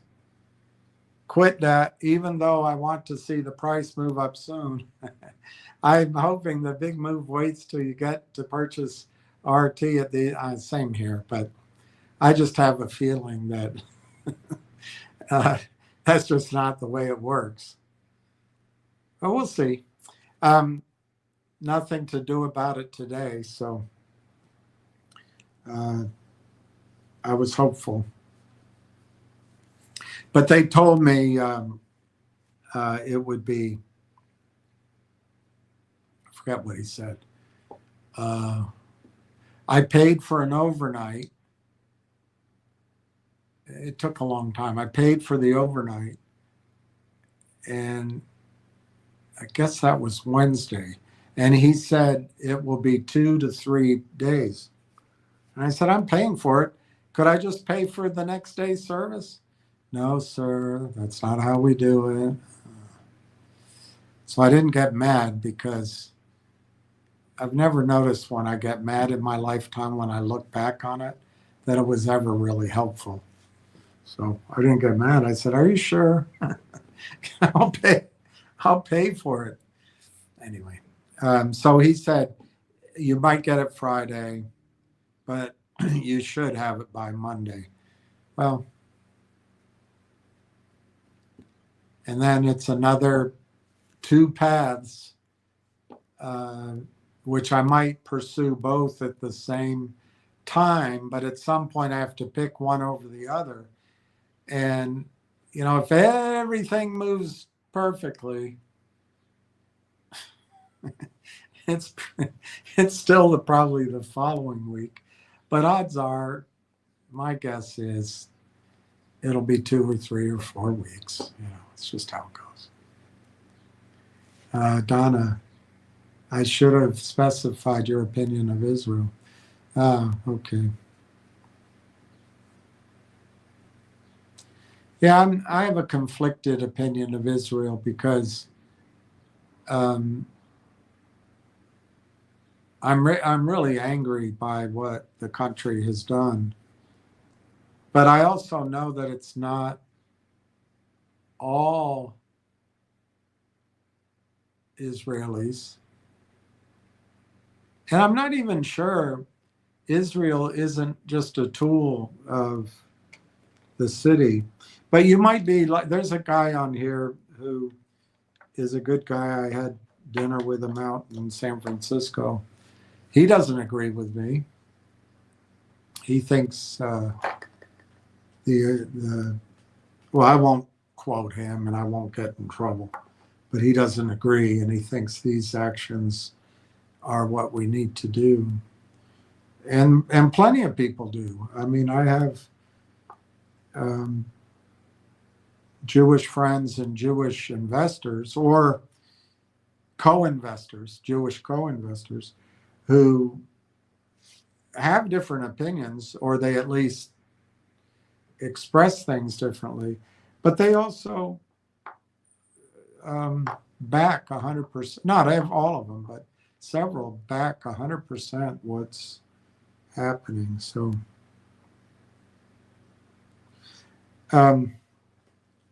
just to be clear, I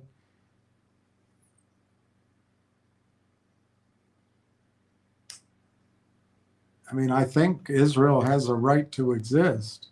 I'm just not sure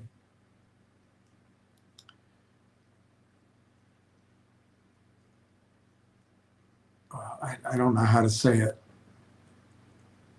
without controversy, but I think the Palestinians have a right to exist too. So, but I've said a lot of things about the situation, so I don't know what specifically you disagree with. I think Israel controls Trump, or that thought process, that Zionism. And it's not just Jewish, it's Christian as well. And somehow I didn't vote for Trump so I would get Dick Cheney or Don Rumsfeld or George W. Bush or John McCain. But I got John McCain. Last thing in the world I thought Donald Trump would do would be to start a war with Iran. It's the last country that General Wesley Clark said the Pentagon intended to attack 7 countries. It's the last one.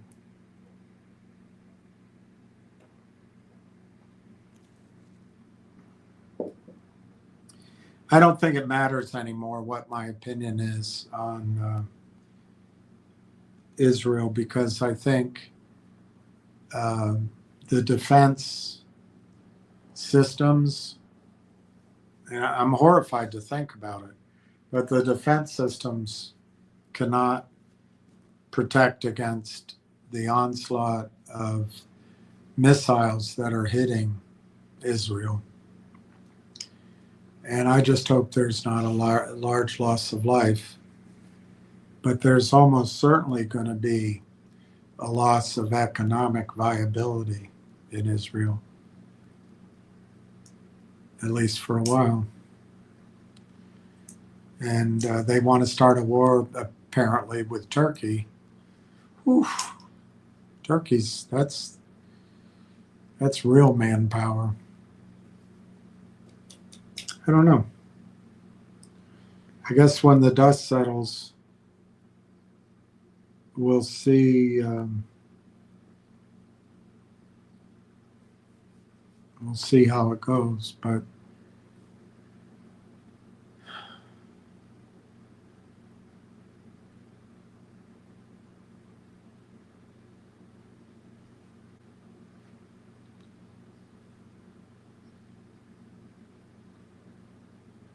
I didn't like seeing the Israeli soldier destroying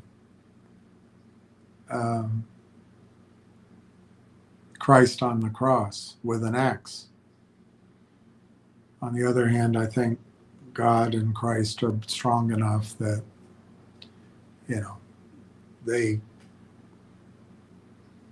they can determine what was on that soldier's mind. We don't have to do anything, but I think it highlights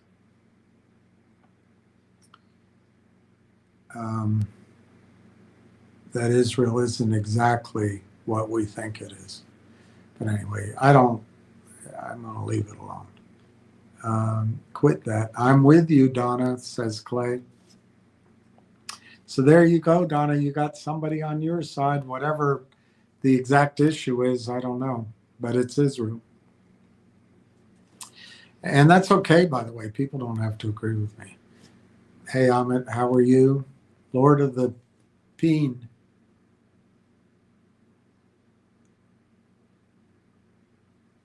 Wow, Tony said that? Tony De Niro just said in his recent podcast, allegedly, that Railtown is going to Pound Town and is MMTLP bound.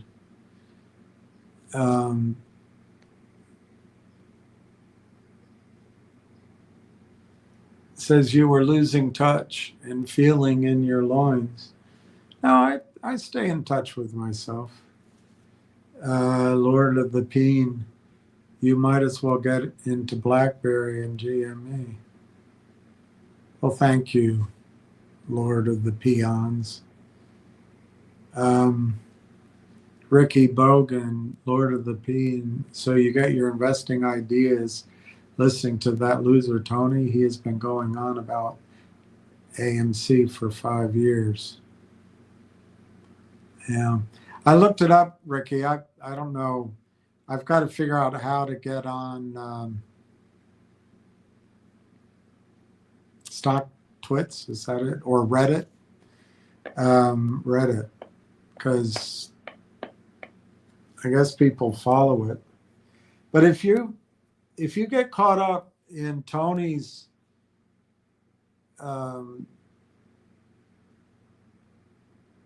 or people like him, their message, you're going to miss out on, I think, what is truly a special company in Railtown.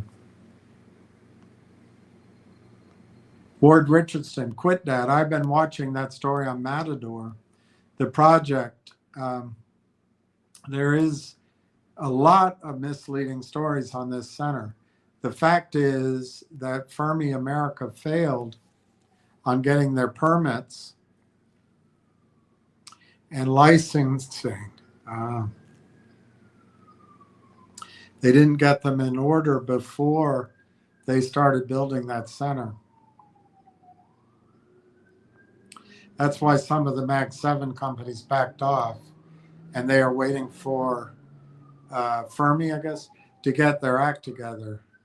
That being said, data centers are in huge demand. Ricky Brogan, Ward, yes, I agree. They need more data bases. Tennessee would be a good place with all that hydropower. Ricky Brogan, go RT. Quit that. Thanks, Ward. You do have to filter all you see on YouTube. And that applies for Donna and Clay's point of view on what I hear on YouTube regarding Israel. So you have to filter all you see on YouTube. And my brother doesn't agree with me, by the way. We don't. It's a free country. But TELUS getting power at a 40% discount is going to turn out to be huge. No, you heard me the wrong way around. I think TELUS is, the cost of TELUS's power is 40%. I think it's a 60% discount. 60% discount. Oh, Lordy, this is what they say. Higher CO2 should make trees grow fast. Yeah, a lot of people think oil is abiotic. I believe that the climate change is nothing but hysteria to control us. They can manipulate the weather, and that's a fact. Wow, that's a lot of statements. Yeah, I think CO2 helps some vegetation, but is it good for human beings? Yeah, there's people that think oil is abiotic. I don't, but it's possible. It's possible. But I do know oil wells go down to non-commercial. So it's not like it's getting replaced. I believe that climate change is nothing. I don't agree with that. I think climate change is real and misunderstood, and it's scary as shit. I'm not going to remember the numbers, but if the ice sheet on Greenland were to slide into the sea, it doesn't all have to melt, just slide in. It would, I think it would increase the oceans by 2 to 3 meters, something like that.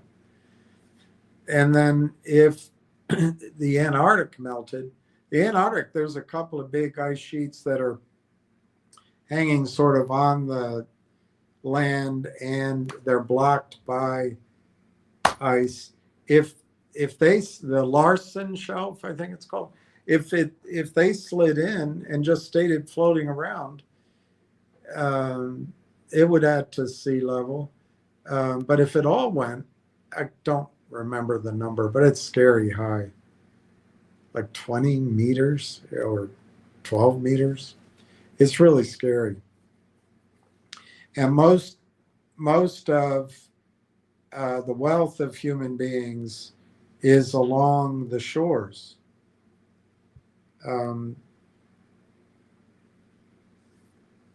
And frankly, that might be what happened to, if there was a civilization before ours, it might be what happened.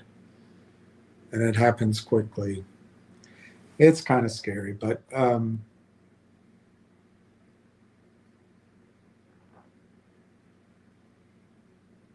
Again, there's not much to do about it. We're going to head that way anyway.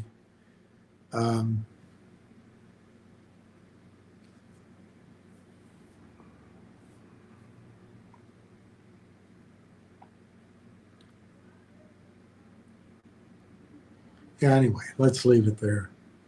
I do believe they can manipulate the weather. I do believe that.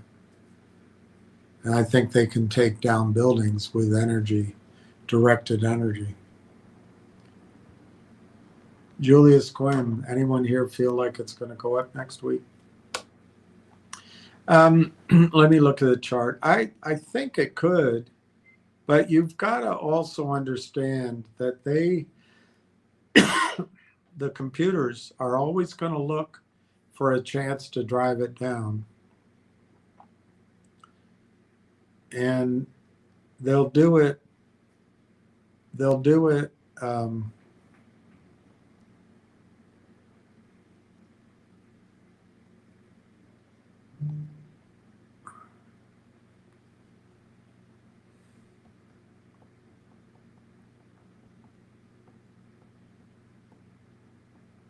That's tough to call.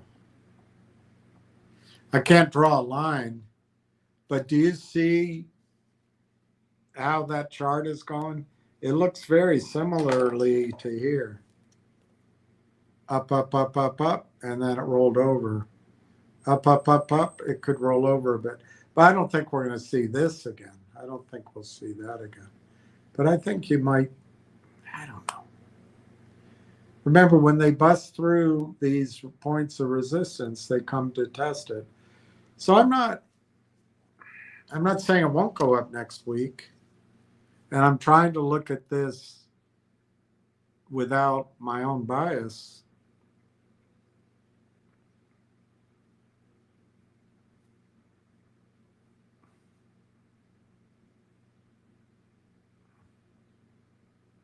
I think it might go down a little bit. Not a lot. Not a lot. 1 or 2 pennies. Not a big deal. But I tell you, this 20-day moving average is going to cross the 50-day. That's going to be, I think they call it a golden cross, but that's going to be a positive. This was bearish when it happened here. I think that's going to be a positive. So Julius, I don't know if it'll be next week, but it looks pretty close. And then if you zoom that out a bit,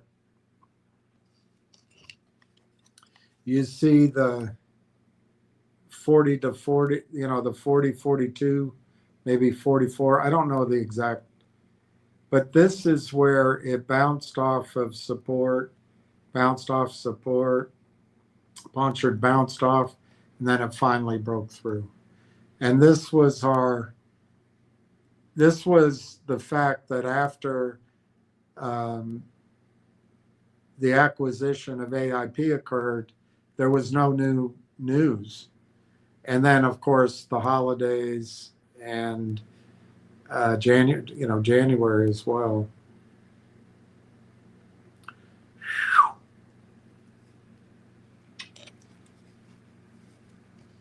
But I think that 40 to 44 cent range might be some resistance. And then I think it's over.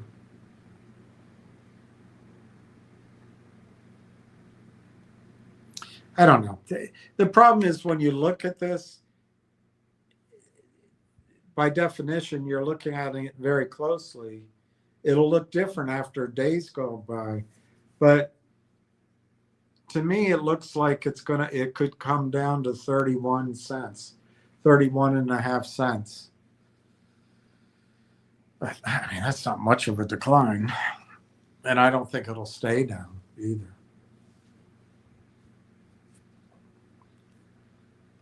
Unknown stuntman, look up HARP cloud seeding, chemtrails. They poison our food, I think so. Vaccines are poison. Fluoride is bad for it. Poison the water, everything in our food. It's almost like the Anunnaki are coming back and they don't want a lot of us here. We need to do what the Amish do, except I'd like my electricity. Yeah, Family Guy has that scene where the guy across the street has all his lights on. And I don't know if it's an Amish guy, it might be a revolutionary guy, doesn't. And they have an argument. And he goes back in his house and he cranks all the music on his stereos. We're all like that. We like our electricity. But there's other ways to get electricity, I think, and we'll figure those out. Bob, I feel like we're really close to a big move up, Julian. I agree. Ricky Ward, do you work in the AI sector? Ward, Ricky, the truth of the matter is no data center, no AI, no quantum computing. It's that simple. Ward Richardson, I manage an apple orchard and building a cidery for hard cider. I think that's cool. Is that what it's called? A cidery? Get thee to the cidery. And peace. Bob S. says, that's awesome, Warm. I live in North Wisconsin, and I love apple trees. Bob S., I've planted well over 100 apple trees over the years on various properties. I think that's great. Bob S., thumbs up. Donna, Ward, your work sounds interesting. Ward Richardson, Donna, thumbs up. MC, interesting to see that there is literally no one out there covering RT except you and maybe Tony sometimes, if you call what he does covering it. Curious to see what happens if the price moves and if RT becomes available on larger exchanges. MC, add to that something I didn't realize, but those round robin exchanges and the Webull and the trade station, whatever they're called, they don't allow you, IBKR, they don't allow you to buy real time. So imagine if that kicks in at some point. It's all upside. E. Belanger, if my 310 cash cows will be worth 3K in 6 to 12 weeks, I don't know. It could happen. I'd feel safer saying they'd be worth 1,000 to 1,500 in 6 weeks. But after that, you're right. If it moves quickly, it could be 6 to 12 weeks. All my other big cash cows will moo while dancing. Bob, I designed and planted 1,600 trees with 35 varieties, all organically grown, single-handedly. As a matter of fact, I will be out tonight spraying phase 2 orchid. Wow. Bob, real cool, Ward. What state are you in? He's sober. He's sober. Ward Richardson, in Northern Virginia, Bob. Bob, okay, Ward. Thanks. I love trees and we'll plant hundreds of oaks and other varieties this year from now on every year. Bob, I'd love to somehow stay in touch with you because that's actually, I love the trees. And one of the things I'd love to do is, I don't know if I'll ever be able to, but buy land and plant trees. And I have a cousin that does that. And I think it's one thing we can do to work on climate change is plant trees. So I don't know if that sounds like a bumper sticker, but I really, it is something in my goal of things before I kick off. Ward Richardson, Bob, that is great to hear. I love all oak trees, especially white oak. They seem to be fading away in this country.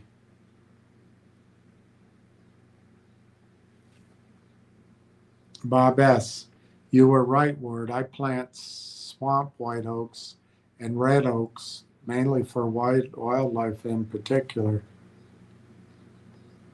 MMTLP is here. Is finger crooked? Cooked. Sorry, my eyesight. Is finger cooked? They have a hard path ahead, in my opinion. You know,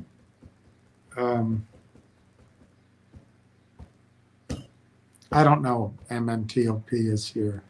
I think Finger has turned into a short squeeze story. They've got a good management team. They have enough revenue to keep everybody employed.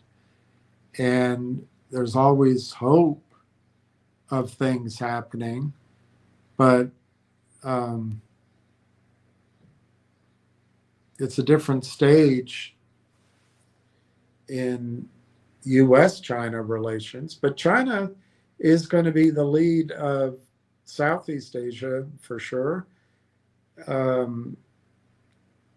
So that, you know, maybe their fundamental story still has a chance over the longer term. But the problem with Finger is they did sign a toxic, at least one toxic financing that involved the Toad.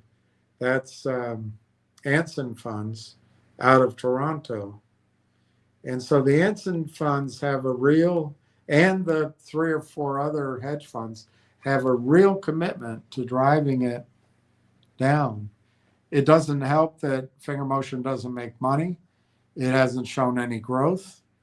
It's got 35 million in revenue, and that's what it's always had. It's not particularly predictable revenue. It's low margin revenue. So I don't know if Finger is cooked, but if they have to raise $5 or $10 million, I don't think it's going to be above $1. Could be, but I don't think so. And I'll have a bunch of warrants attached. And then it's going to be below the dollar threshold for NASDAQ. And some attorney or some board member or some, you know, seducer is going to say, well, you have to do a reverse split. And that'll bail out the Anson funds. It'll get it, keep it listed on NASDAQ for a little while longer. And then they'll sell the stock down. Now, what's possible with Finger is, one, the C2C contract results in something, but it's not evident. 2, that their relationships with the Chinese government, if their relationships are still alive or still in power, does lead to some sort of contract. You need an out of the blue major contract coming in, and that could change everything. But I don't know. That by definition is out of the blue.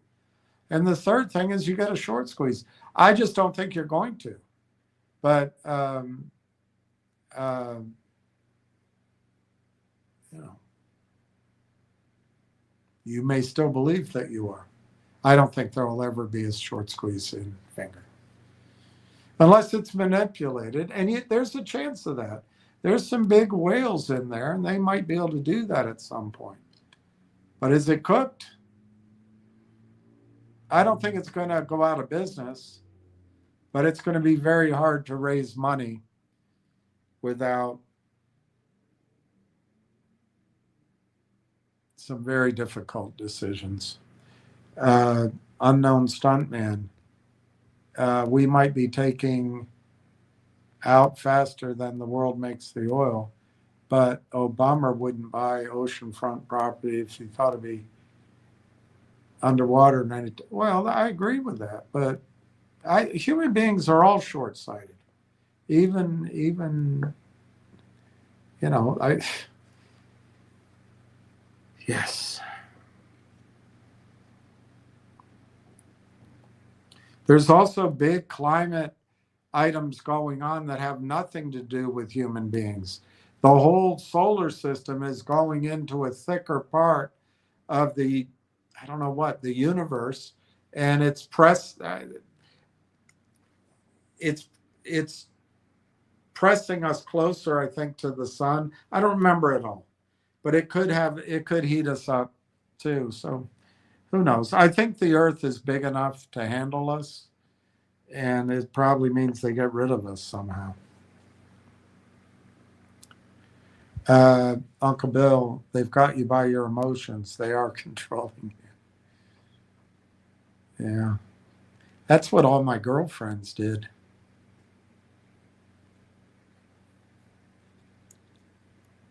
I don't know if we'd call it emotions, though.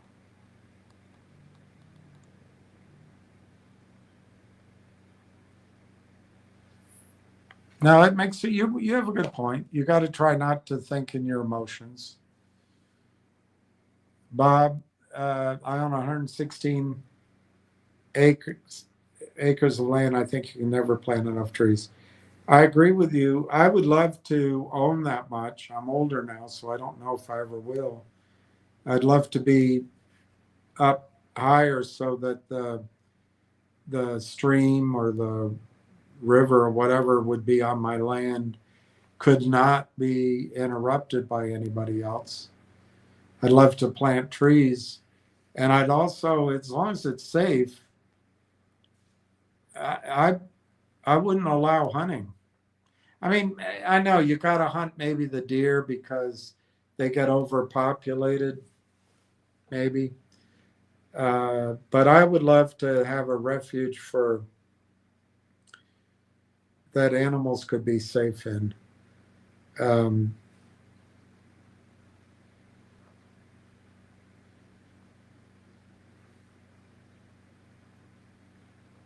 And I love the trees you guys are talking about. I don't know much about trees. I'd love to plant Berioskaya trees, which I think are called, they're white. They might be oaks, river oaks. They might be oaks. I love those trees.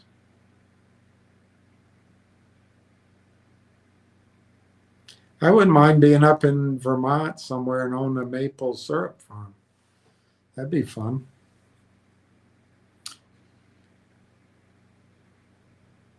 All right, it's 4:44. I had a whole bunch of things to show you guys, but I think I'm going to quit early since it's Friday, and we'll save all that for maybe I'll come on tomorrow because I owe you a day. Let's see what the close is. Darn it. I don't know what the close was. Let's look in Canada. It always signs me out. I don't know why it does that.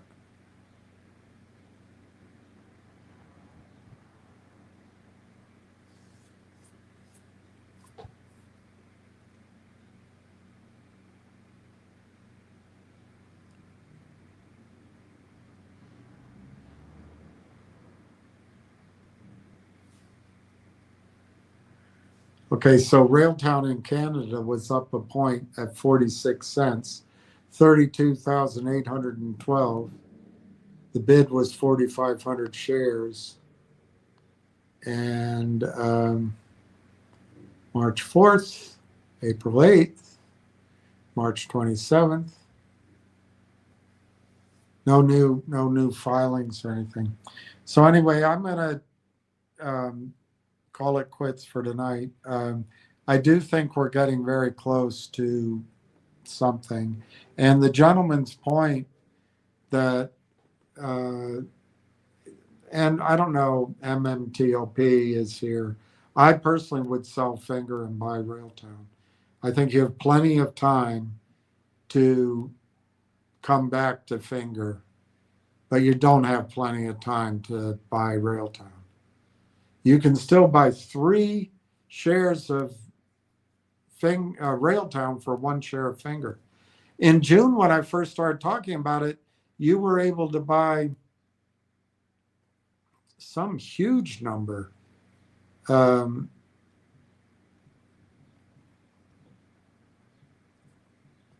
Like 15 or 16 shares. So in that sense, Railtown's done just fine. But anyway, that's what I would do. And on my emotions, I agree with you, but I'm only human.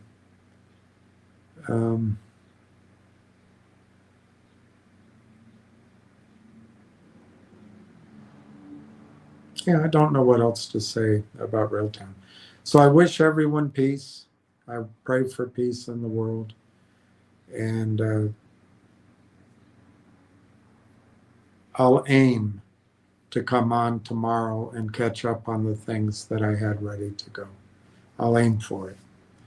So we'll catch you on the flip side. Ciao.